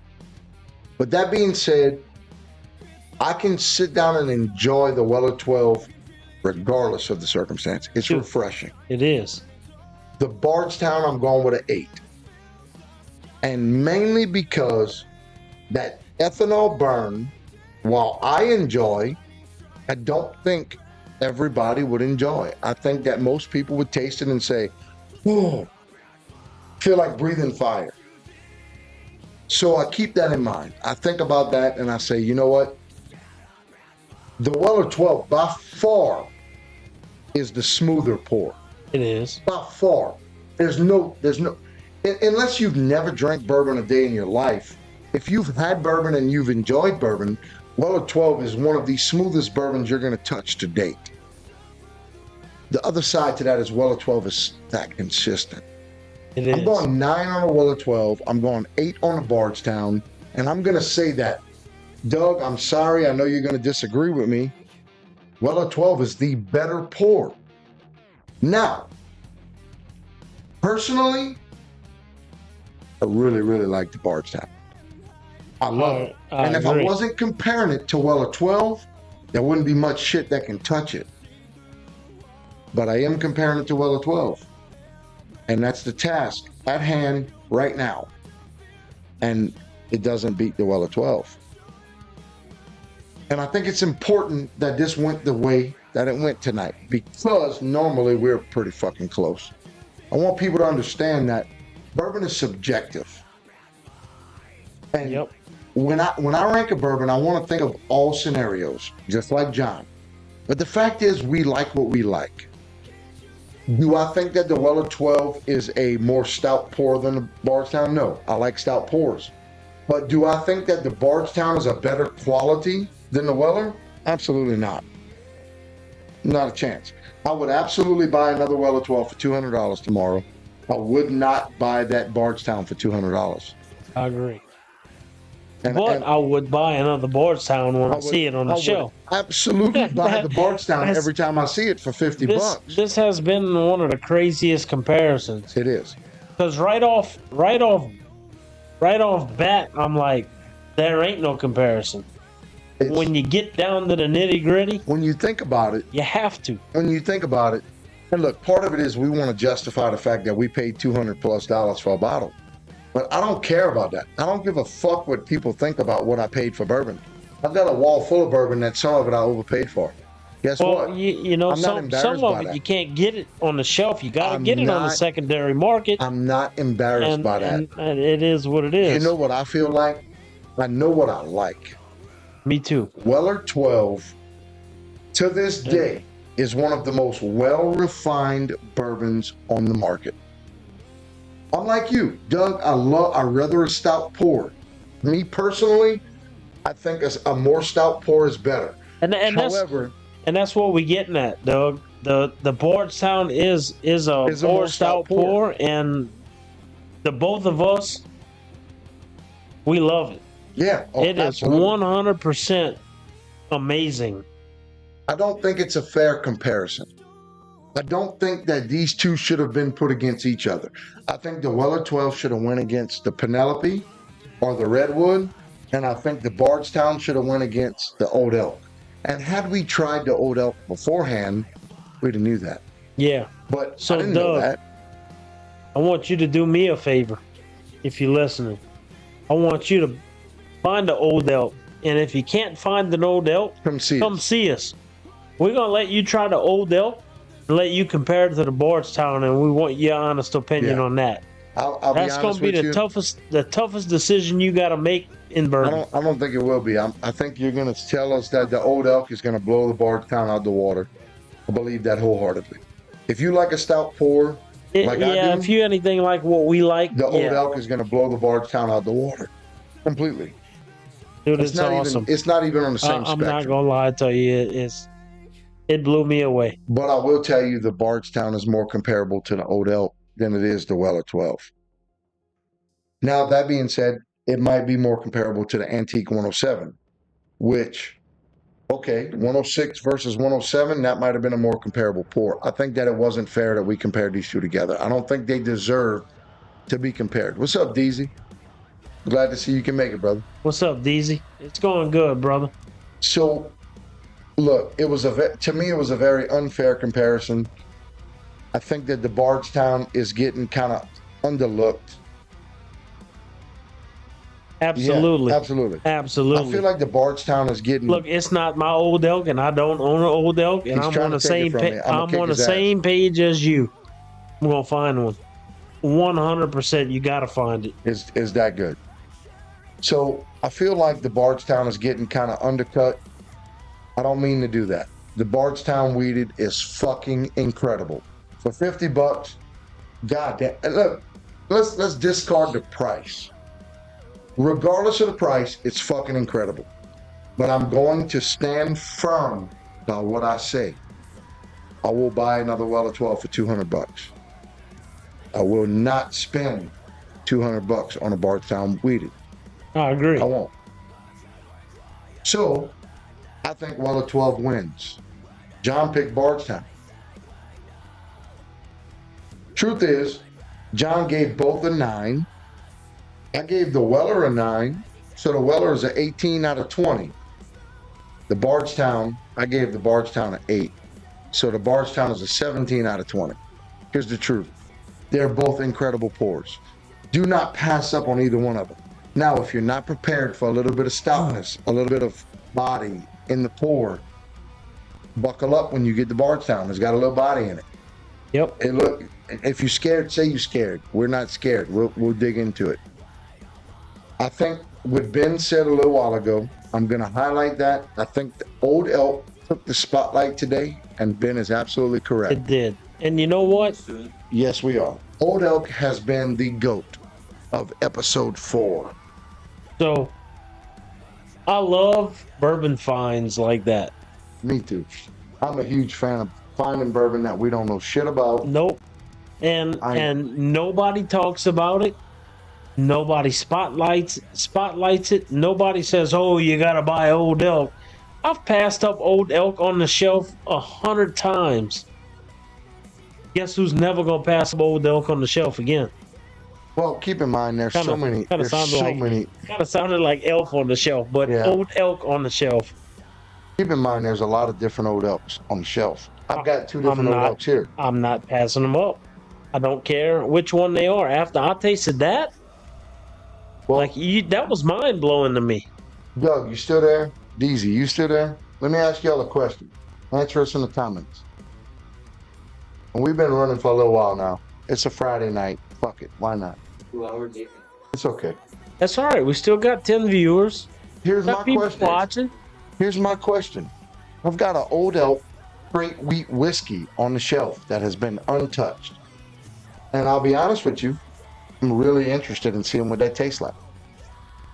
Y'all want to see another pour? Y'all want another Old Elk pour? Another Old Elk pour to the barrel. By the way, I'm on shot number 1. One more pour. Down. Anybody? Easy said yes, sir. Well, I will let y'all know, we want to fill this barrel up pretty quick, so, because I can't wait to taste this barrel. And we also got to do a shot from the barrel, see what it tastes like. Well, John said he's not here. Deezy, you good with it? Doug, hey, Doug, if you still there, brother, we're going to do the Old Elk. John, why don't you go grab the Old Elk? Sure thing, pal. Yeah, all I had to do was pay for it. He's going to go get it. Of course. Nothing like trying you, bourbon. Also, although I did bring a couple tonight. You did. I mean, we tried a few of yours tonight. It worked out good. This is one of my favorite sets to date. John, get close to the camera and show them. All right. So I'm gonna let Chet do the honors. Go up a little bit. I'm gonna let Chet do the honors. Getting a bit because she's got to bring John home. I understand. Trixie's like, It's okay. We're gonna be fine. Okay, so we're gonna move the Bardstown and that out the way. Put those loose. Yeah, I absolutely did. 2 of each. All right, Doug, this one's for you, brother, and Deezy, you too. We're gonna get a shot of this. We're gonna pour it. We're gonna get a shot of this, and we're also gonna taste the barrel and see what it tastes like. Bourbon Budz glasses. It's a little clean. These that barrel last week, or week before last, I should say, was out the box. You're not mentally prepared for it. Tasted like cordial cherries. Oh God, it was so good. Like chocolate covered cherries. It was great. Oof. Oof. You want to feel that thing? Just feel it. Just feel it. I don't think I'm not gonna dirty my black elk head. Oh, you absolutely got to put it on there. Okay. at least put it on. Absolutely. Okay. Absolutely. We gotta bust it open. All right, let's do Bust this. it open. Put the elk head on it. All right, guys, we're gonna do this kind of in speed motion. We're not gonna rank this one because it wasn't part of the show. Oh, Deezy. If it gets better than what it was last week, it's gonna be mind blowing. This is officially black. This is officially the after show. Yep, we passed the 2-hour mark. All right. Black Elk Horror Head. You ready for it? Let's go with it. Oh yeah. I'm gonna pour mine. We're gonna get close to the camera. We're gonna show them this. Go show them that. Show them this old We'll elk show them head. how pretty that is.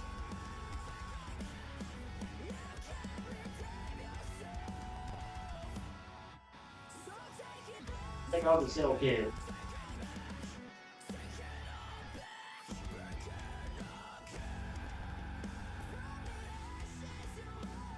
Oh yeah. All right, so for those of you that don't know, the difference between this bottle and the bottle we did earlier, the one earlier is the wheated bourbon. Oh, that This was is the straight wheat whiskey. kind of a stout Oh, pour. it's a stout pour. Hey, I'm gonna give you got a little some of that. excited. All right, you got a little excited. Oh, it's all good either way. Yeah, rinse that out for me, please, Aiden. Thank you, sir.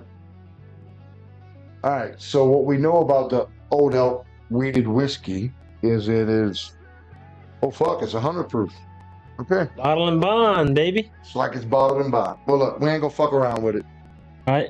Guys, Old Elk wheated whiskey. We're gonna tell you what we think about this one compared to the other Old Elk. Cheers. Cheers. Tell you what.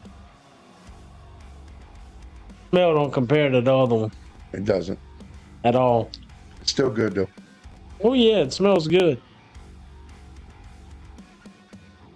It smells more like a weeder. The other one didn't. The other True. one was in a league of its own. It smells more like a weeder. Taste wise,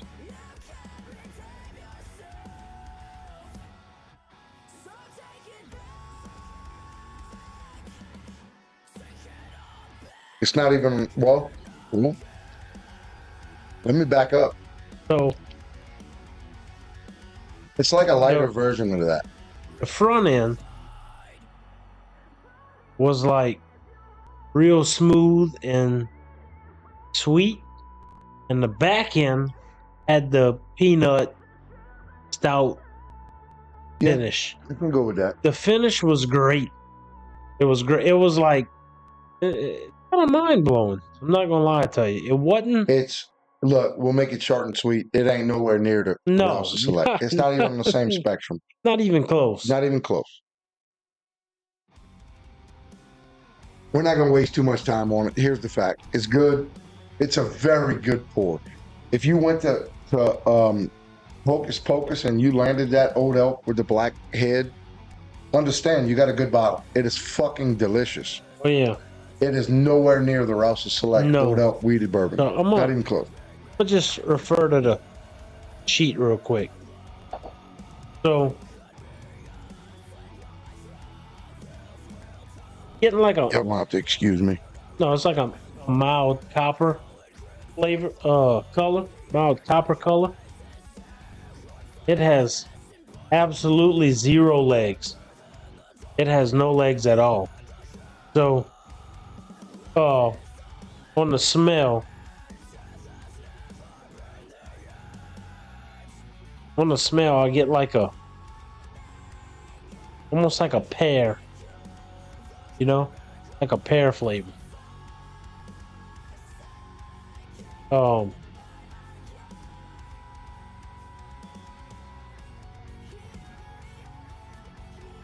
It's a weird front end. On the front end, I get kind of like almost like a ginger flavor. On the back end, on the finish, I get like a peanut. And look, I love a good nutty flavored bourbon. A lot of people laugh at me when I say it tastes like nuts. It has a nutty flavor, and I love it. You could taste the barrel. It has that slight hint of bitter from the smoky flavored of the charred barrel. And does it compare to the other Old Elk? No, but it's good. So, I must apologize to everybody. When we start breaking that 2-hour barrier, boy, when you got to piss, you got to piss. And I'm not going to lie to nobody. We didn't even know you were gone, dude. We hanging out, Oh, talking shit. about Well, bourbon. okay. You go ahead. Well, You shit, good? you want me to leave? I mean, I can Can leave. we good? I mean, Especially when you Don't take my Yeah. fucking Odell. No. All right, so I'm with John. I heard him. I can hear him from the bathroom. Look, it is a delicious pour. Yep. It is good. I'm not going to say it's obvious that it's a whiskey over a bourbon. But what I will say is you can tell the proof difference.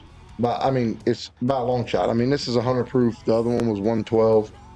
It's not even on the same spectrum. And I wasn't even comparing it as a whiskey and a bourbon. No, I but was it's not on the comparing same it spectrum. as the flavor profile. It's and delicious. Yeah. Oh, Oh, it's absolutely. absolutely delicious. Does it compare? No, No, it does not compare. not even. Now it's not a fair comparison, no, because it's still delicious. It's absolutely great. I don't want to waste too much time on this because we've been at this for 2 hours and we've got a taste to get out the barrel. And I know some of you guys have been waiting for quite a while to get a taste out of that barrel. So, Brandy, if you're still there, why don't you let everybody know what that barrel tasted like 2 weeks ago? Yep. You were one of the lucky Ooh, ones to you get were a one of the taste out of the luckies. barrel. Randy? We're not going to rank it, but I will tell you that Randy, if I had to rank this, can you tag her? Randy, I real will quick. be honest. I will say that for not being a bourbon, that is a delicious pour.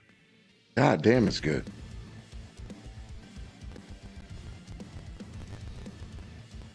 I get this. It's almost good as the show's going to be at the Basin tomorrow. Oh, What? yeah. I mean, I agree. not quite. No, the show's gonna be better. Way better.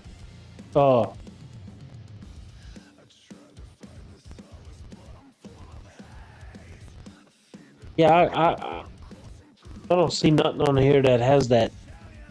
What I'm tasting on the It's finish. unique. It's unique. Doug, I'd recommend you trying this one too. Like for real, Doug, you should try this one too. And look, we're gonna bring you and Trish out here one day. We're gonna have a good family day. We may ball some crawfish. Let's do that one day. We're gonna ball some crawfish. Doug and Trish, we want you to come out.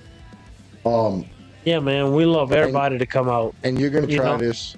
Come hang out. Look, Yeah. we are the most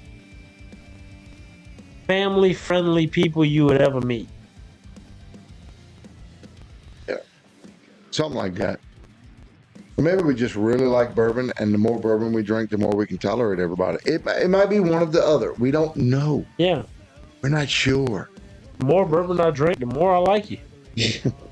No, real shit, Doug. We're gonna let yeah. you. If you don't find that Rouse's Select Old Elk Wheated Bourbon, we're gonna let you try both of them.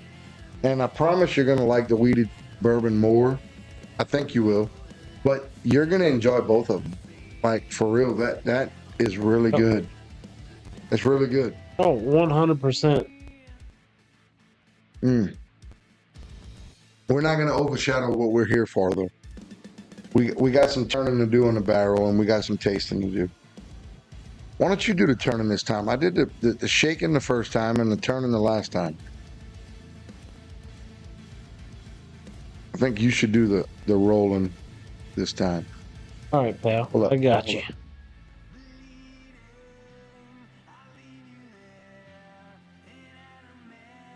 Y'all don't judge John by his... No. Put it on the stand and just roll it. What, you mean like rolling? Like roll it. Like they do in the distilleries. Just roll it. And it corkscrews and it gets caught on the rivet. That's okay. Just turn it the other way.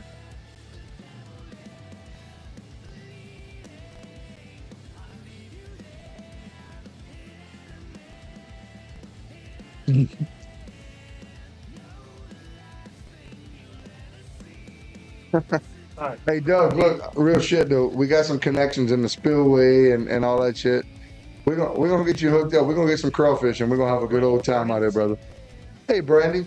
So, Brandy, why don't you let everybody know what that barrel tasted like 2 weeks ago when you came for Kevin's birthday? Let everybody know what you thought of it, because our opinion only matters based on how we feel, right? Why don't you let everybody know what you thought? Please. Thank you.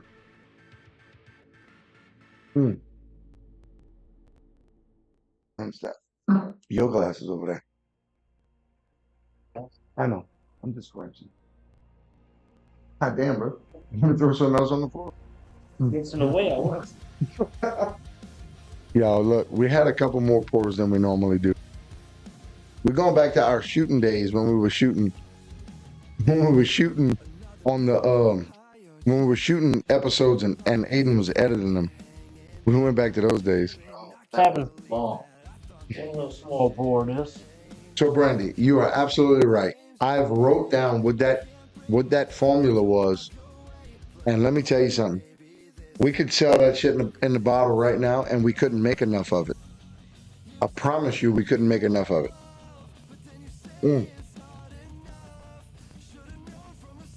Now, after John threw everything at me, it's okay. No, boy, almost made that in your glass. Sorry, guys. We want to represent family. We got to do it the right way. So, Brandy, I agree with you. You're not the only person that said that. David Pest tried it. Our brother David Pesky. Look, real shit, and that's how we felt. We didn't think it was going to be as good as it really was, and it was fire. David said, "Holy fucking shit! Bottle that. I want to sell it." Right. I wish we could have, but Kelsey and Jacob tried it. Yep. And they were like, "What the actual fuck?" I don't know if a lot of people like the cordial cherries, the chocolate-covered cherries, but that is exactly what it smelled like, and that's exactly what it tastes like. It was fine.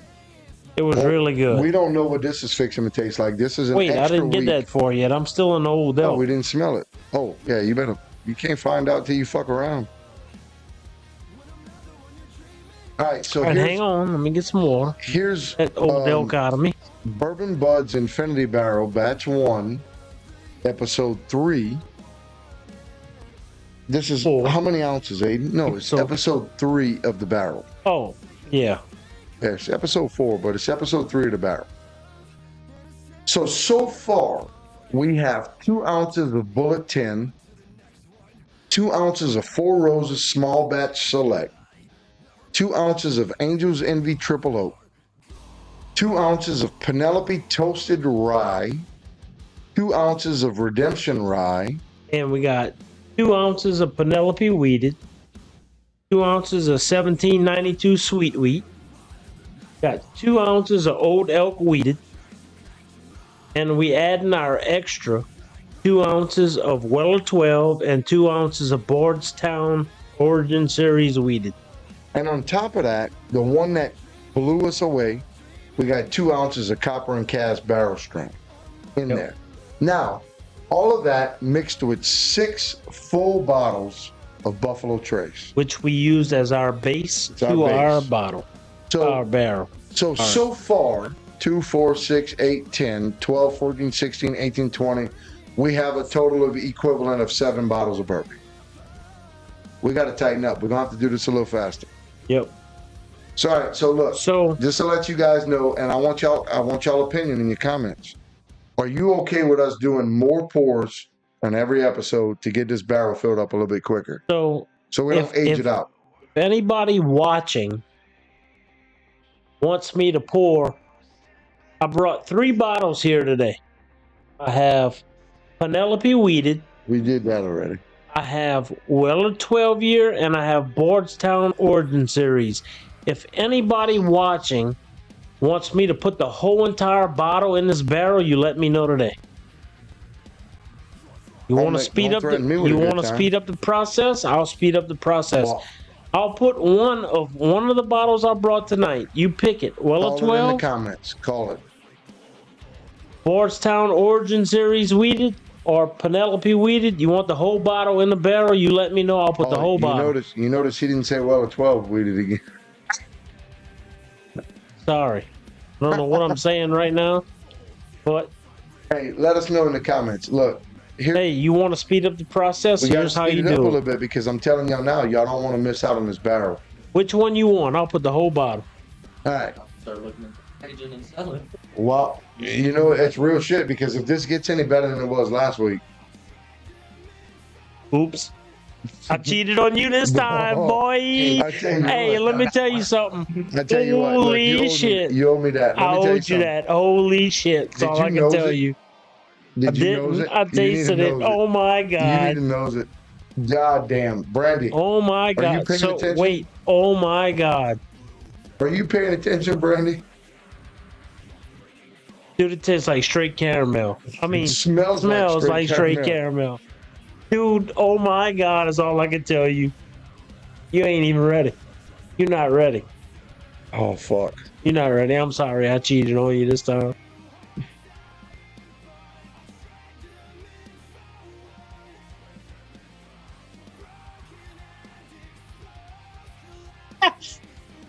And we said it can't get any better. There's no way it can get any better. Oh my god, people, you have Right, no idea. No. I'm not gonna say it's better. I Because that can't. cordial cherry was fire. That was fire. Yeah, that was fire. It was. Here's what I'm gonna tell you: is it don't even taste like the same bourbon. It don't. What I think you need to do, I think at the beginning of each episode, before adding anything Taste it. to it, taste it because it's still Yeah. aging between. It is. Well, fuck. I mean, we went 2 weeks between episodes this time, and 2 weeks is like 8 months in this barrel. Guys, you don't get it. This is fucking incredible. Fuck. Yeah. I can't say. Yeah, I'm close to it. I can't say this is better than what it was last week. Last week was fire. Oh, it was absolutely It was fire. And it's different, Randy. And that's the trick. It's not, can't say it's better. Yeah. That's It's the tough definitely part. different. It does not smell or taste like cordial cherries no more. No, now it smells like caramel and it It tastes smells like straight caramel. And hang on.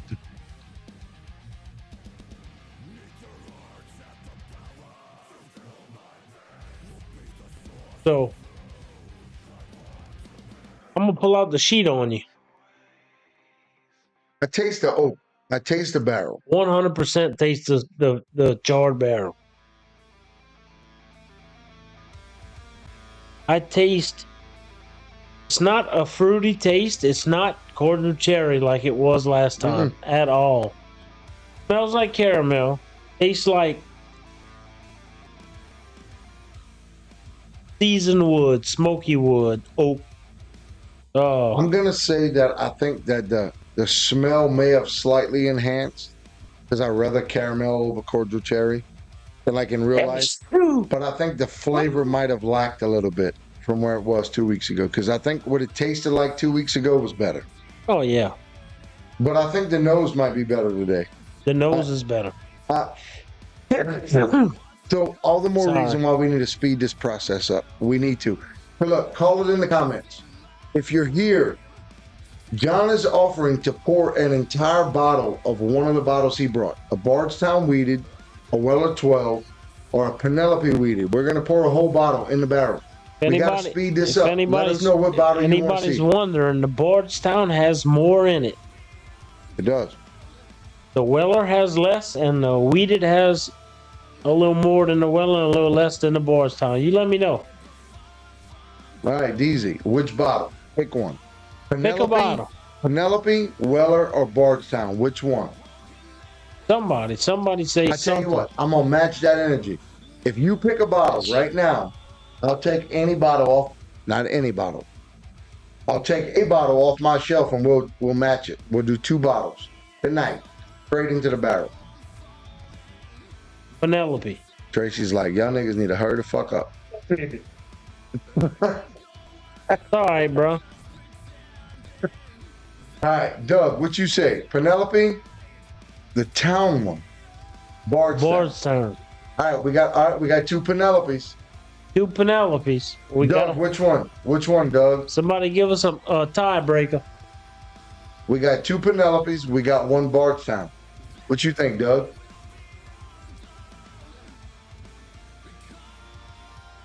You know, the more I sip this, the better it It's gets. good. Fuck. We Good. got another Penelope.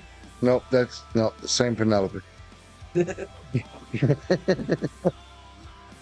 Well, we got 10 people watching. Come on, we can do now it. let us know. Let us go. Don't let us go. You know what I meant? We got a Penelope from Doug. The Penelope it is. Penelope. The Penelope. Penelope. Penelope. All right, the Penelope. Yeah. Here it is, people. All right. Penelope. Weeded. All right, John. In Don't the pick a barrel. bottle off my shelf. Be reasonable. Nope. I'm getting the most expensive thing you got. Bitch, I will pour you in the barrel. No, not a chance. Yeah. What? Yes, it is.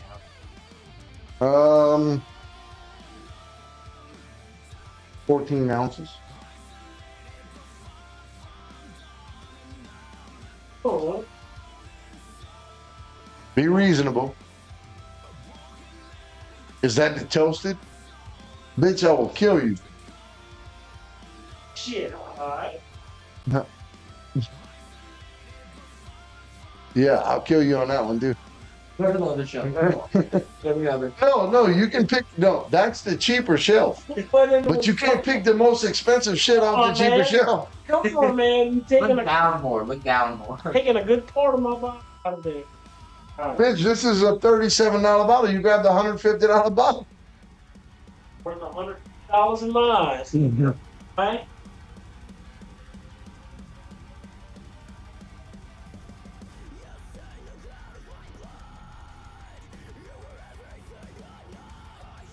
Close. You don't have nothing open. Doesn't matter if it's open.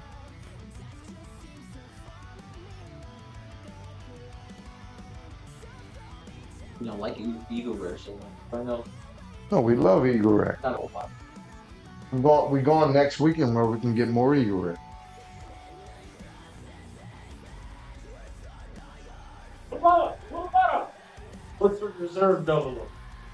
You want to put a bottle of double oak in there? Got two of them. Go with it. I'm thinking you take Yeah, but which one's which? I got a Bayou Side store select. I'm doing the Bayou Sound Stores. All right, bring it. Send it. He had to double check. I saw it on the shelf. I know it's still there. Here it is. So for everybody that's wondering, this nigga picked my Woodford Masters Collect on top of my Peerless Toasted. We're not doing that. We're not doing those because that's between those two bottles. That was $200 and something. No, we're not doing that. Well, you poured my bottle. How about I pour your bottle? Well, here you can pour my bottle. Hold on. Just understand you can't leave it stuck in there. You gotta let some air in. All right, so yeah, John, you are welcome to do all my work from. Guys, that's a bottle of Woodford Reserve Double Oaked. We put almost 2/3 of a bottle of Penelope or Penelope weeded. I kind of want to taste it again before we leave. After we do this, because that's going to change the game. Oh, thanks, Aiden. We can't see shit now.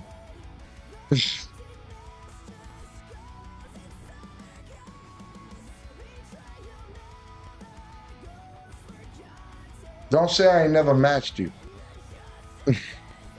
Fair. Not really. I paid way more for that double oak than you did. That's for fair. that. No matter how much it costs, what it's worth here. All right. Are we going to give one more taste? Just because. I'll let you roll it this time. Y'all want to see one more taste? How many we got? We got 10, 9, 10, 12 viewers. Y'all want to see one more taste? Because it's going to be completely different now. We're going to taste it one more time before we go. This is the After Hours Bourbon Budz.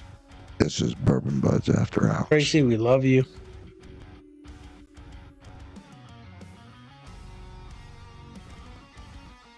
Oh, don't hit this stem. Got it. I've got the glasses.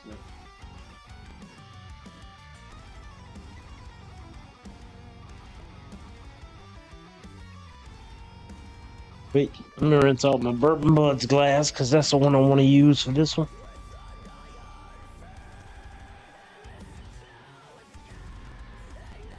What I can guarantee you is This is going to taste different.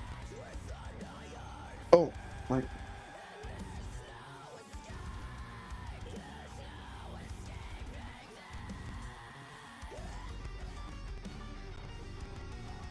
Let you do the honors, pal. You made it work.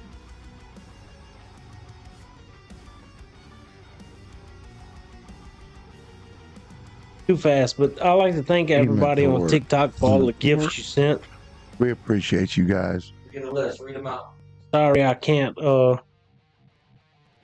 keep up with it all. I can't keep up with everybody on TikTok. It's a lot. Is it a lot? Was, yeah. A lot of people sending gifts.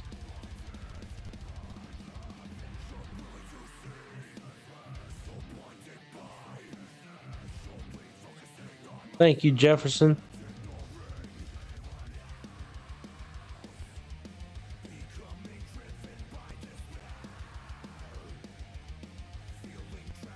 Oh, thank you to the 99 plus people watching on Facebook. Sorry, TikTok.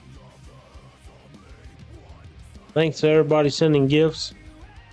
Okay, so I may have fucked that up. Yes, Ricky, we are still going. Oh. I may have fucked that up and Hey, overpoured Ricky. your glass, so it is what it is. All right, Whatever, dude. Ain't got to do it. listen. In all I seriousness, sure don't. Sister-in-law got me. sister-in-law got you. Ricky, we here, bro. What you think, bro? You ready for tomorrow? Because what I know is you ain't got to get ready if you stay ready. Well, I hope you ready. I hope you ready. So, it still smells like straight caramel.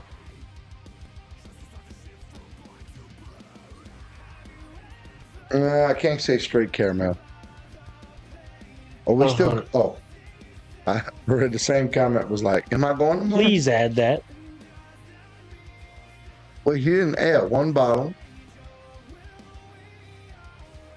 Wood Reserve Double O, Put 3/4 of a bottle of 14 ounces. He put 16. Is because 2. Yeah, so 16 ounces of. Y'all rehearsing? Hey, say it with your chest. Telling people what they're about to miss if they don't come tomorrow. Ricky, let them know.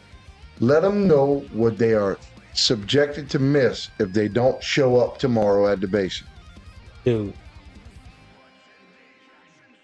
Dude, it smells way better than it did before. It don't Dude. smell like caramel. Dude. Smells like caramel to me still. Oh my God, when you taste it. I get. You know what it smells like? It's Caramel. closer to the cordial cherry. It's more like a Twix or a.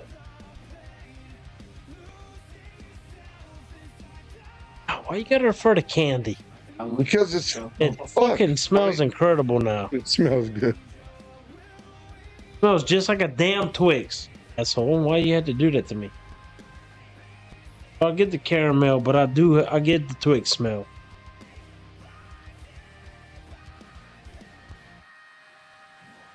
You know, since we drinking it without each other, let me just go. Told you. I told you I didn't want to go there. I did not want to go there. I wanted you to get it for yourself. But I told you, Bruh. I said, buckle up. Buckle up. I will say this. It's a little more oaky than I would like. And I like oaky. It's a little. See, I don't get that. No, I taste barrel. Do, but I don't. Not weird. So it's I get- called drunk. No. No, not at all drunk. I get that on the front end. I get the oaky. Oh yeah, this is a good bourbon on the front. On the back end.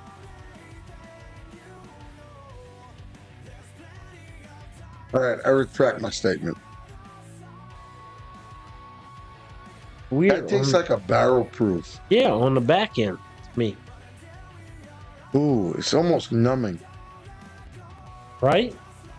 Yeah, right? On the It's back almost end. numbing. I know damn well the double oak didn't do that. No. What are you saying? You saying that?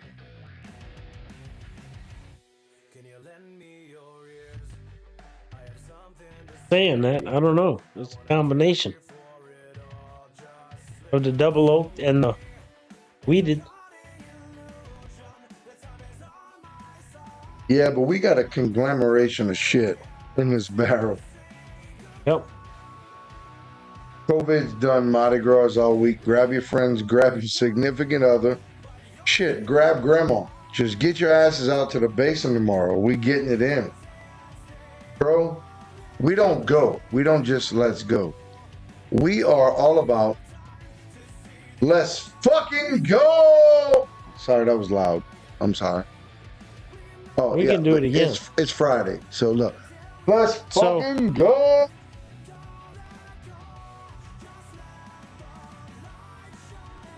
I have a good mind to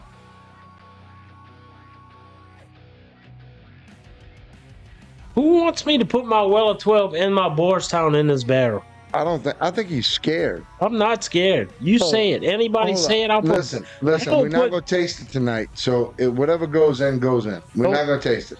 I will but- put both of those bottles in this barrel right now. If you want John to put If his Weller anybody's- 12 if and any- his Bardstown in this barrel, say it in the comments I'll right put it. now. I'll put it in the barrel. Let me know. Hey. We got it.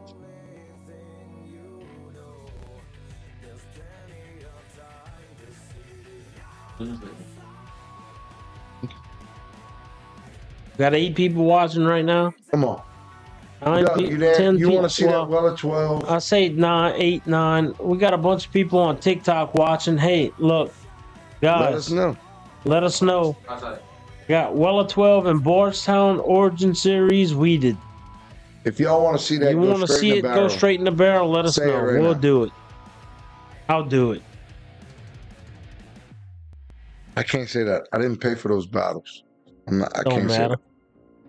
I drank plenty of your bourbon. We can sacrifice mine to the barrel. that. Ricky, let us know, brother. Oh, we gotta put it in the barrel, John. Which one? Which gotta- one? Both of them? Put it in the barrel. Both of them or just one? I take that as a both. I take that as a both. Look, it's Ricky. I may be wrong, but I take that as a put it in the barrel as both.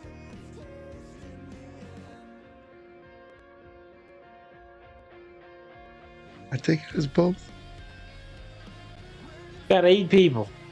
Got 8 people. Somebody can respond. Come on. Well, Ricky gave us a put it in the barrel. Both of them? Both. Both? Oh, absolutely. All right. Well, it's good. It's all I need. Let's do it. Come on. I'm good with it. Put them both in the barrel. Hey, you do the honors. Come on. You want me to do it? Yep. Put them in the I'll barrel. put them in. Okay, fine. Don't say it with your chest. Put them in the barrel, Lil. Say it with your chest. Put them in the barrel. Dose. I got a dose. Dose means both. I'm doing the big bottle.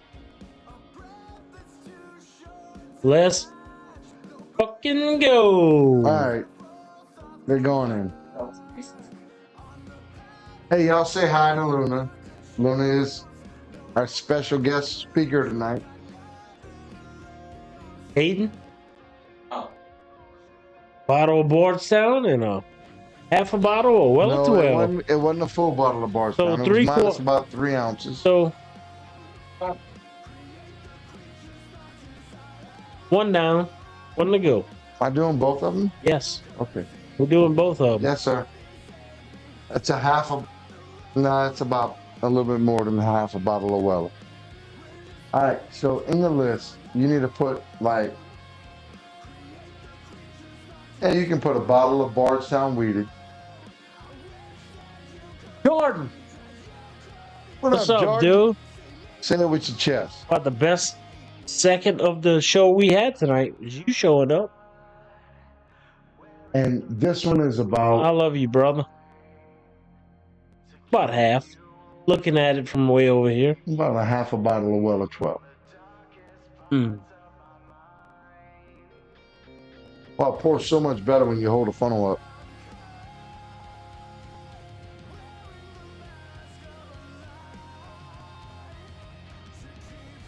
No, if you take the 2 ounces, it was definitely, it was Let's 2 ounces fucking plus a half a go. bottle. Hey, you dropped the cork. There is no cork. It's a screw Yeah. bottle. The cork for the. Oh, where'd it go? I don't know. We'll find it. I saw it fall and Oh, that was wet. We will find it. John used that as an excuse to go piss. But don't be scared. We are after hours.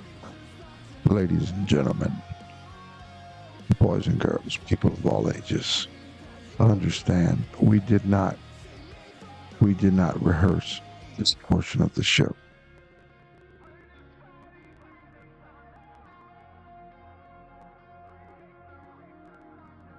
Yeah, that's it. We're not putting no more in it. All right, guys.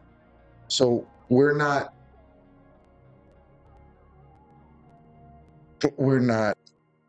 tasting the barrel again. We have, huh? Let it marinate. Yeah, we're gonna let it marinate. We got another week. Actually, we don't have a week. We have 6 days. So for all of you guys that don't know, we're leaving for a cruise next Sunday. So we've got a plate stocked full of shit to do between now and next Sunday. So next Thursday, which would be February 27th. What's today? 21st? Yes. February 27th will be our next episode of Bourbon Budz. Next Thursday. Right, John? Yep. All right, next Thursday will be our next episode. On Friday, we got some shit to do.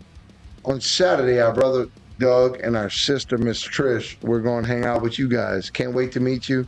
Can't wait to have a good time. This Saturday coming up, we are at the Basin Music Hall in Baton Rouge. Tomorrow. Our brothers in Silverdos, our brothers in Storage 24, yours truly, them guys. We will all be there. We're going to have a great show. We've got big shows coming down the pipe. We've got some unspeakable truths coming. We got shit we can't talk about, but it's coming. Pay attention to the lives.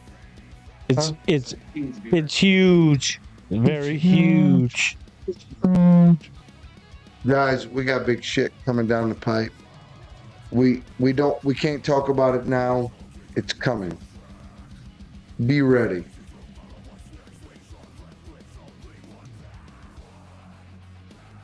It's good.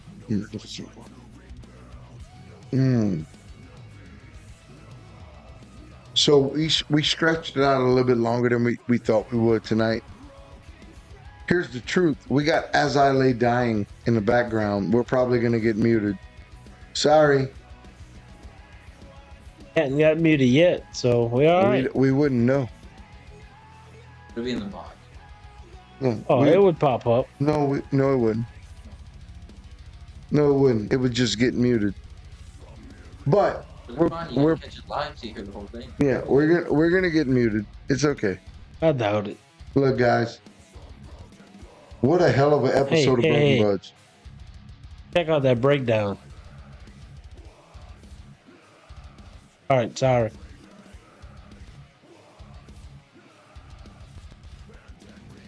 Sounds like a taco lasagna. Ooh, that sounds good. That's what I got for That's what supper. you denied earlier. Oh, no. I'm going to eat it. All right, real shit, guys. It's been a great episode of Bourbon Budz. We have done some untraditional shit. We discovered the Old Elk weeded bourbon to be one of the goats. I'll be real with you. It's one of the goats. We also discovered that while we both had a different take on the Weller 12 versus the Bardstown, the fact is is they're Not both, yet, Emily. Almost. yet. I mean, right we there. are close. Can't believe While you back the Weller home. 12 and the Bardstown came in close, they're both goats in their own realm. Don't worry, sister-in-law got me. Look, here's what we discovered: is you can't judge a book by its cover. Yeah, yes, I am. Hey, I'm about to catch a stroke, Emily. Let me enjoy my fish oil and die in peace. Yes. My triglycerides are telling me I shouldn't do this. My mind's And telling my me son's and my no. son's video in it, so it's okay. But my body, If I didn't, you would fuss me. my body is telling me yes. No, in all seriousness, we sorry. tried Weller 12 against Bardstown Weeded. We learned that they're both in leagues of their own.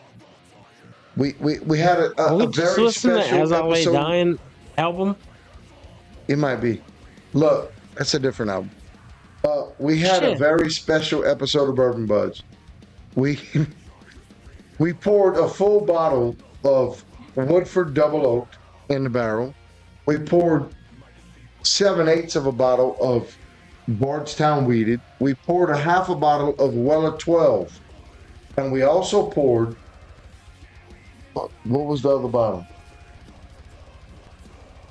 Emily, I'm just saying he's not gonna hit me. I've seen him fight Ben, and I got him.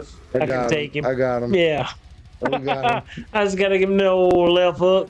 We also poured, goddamn, we poured the rest of the Penelope Weeded in the barrel. Absolutely. So look, real shit, y'all stick around for upcoming episodes. Y'all be ready, because it's fixing to get interesting. Yeah. This barrel is fixing to get interesting. Yep. I'm fixing to bring. What you mean we didn't stick to the plan? Yes, we did all weeders, all night. Yep. All weeders. Not wieners, but you keep you keep your mind on that till I get I will home. tell you, no wieners, but nowhere in our plan did it say we wasn't going to get snaily. So, I was waiting for Trace to pop up at the door. and yeah, well, we did, but we had people tell us otherwise. So, and look, in all seriousness, we had a very Don, keep that shit to yourself. Penelope Weeded is a great pour. Thomas, good call. Look, in all seriousness, we discovered a few things. We discovered that Penelope Weeded is great. We also discovered that between the Bardstown Weeded and the Weller 12, it's a tough comparison. They're both great in their own realm.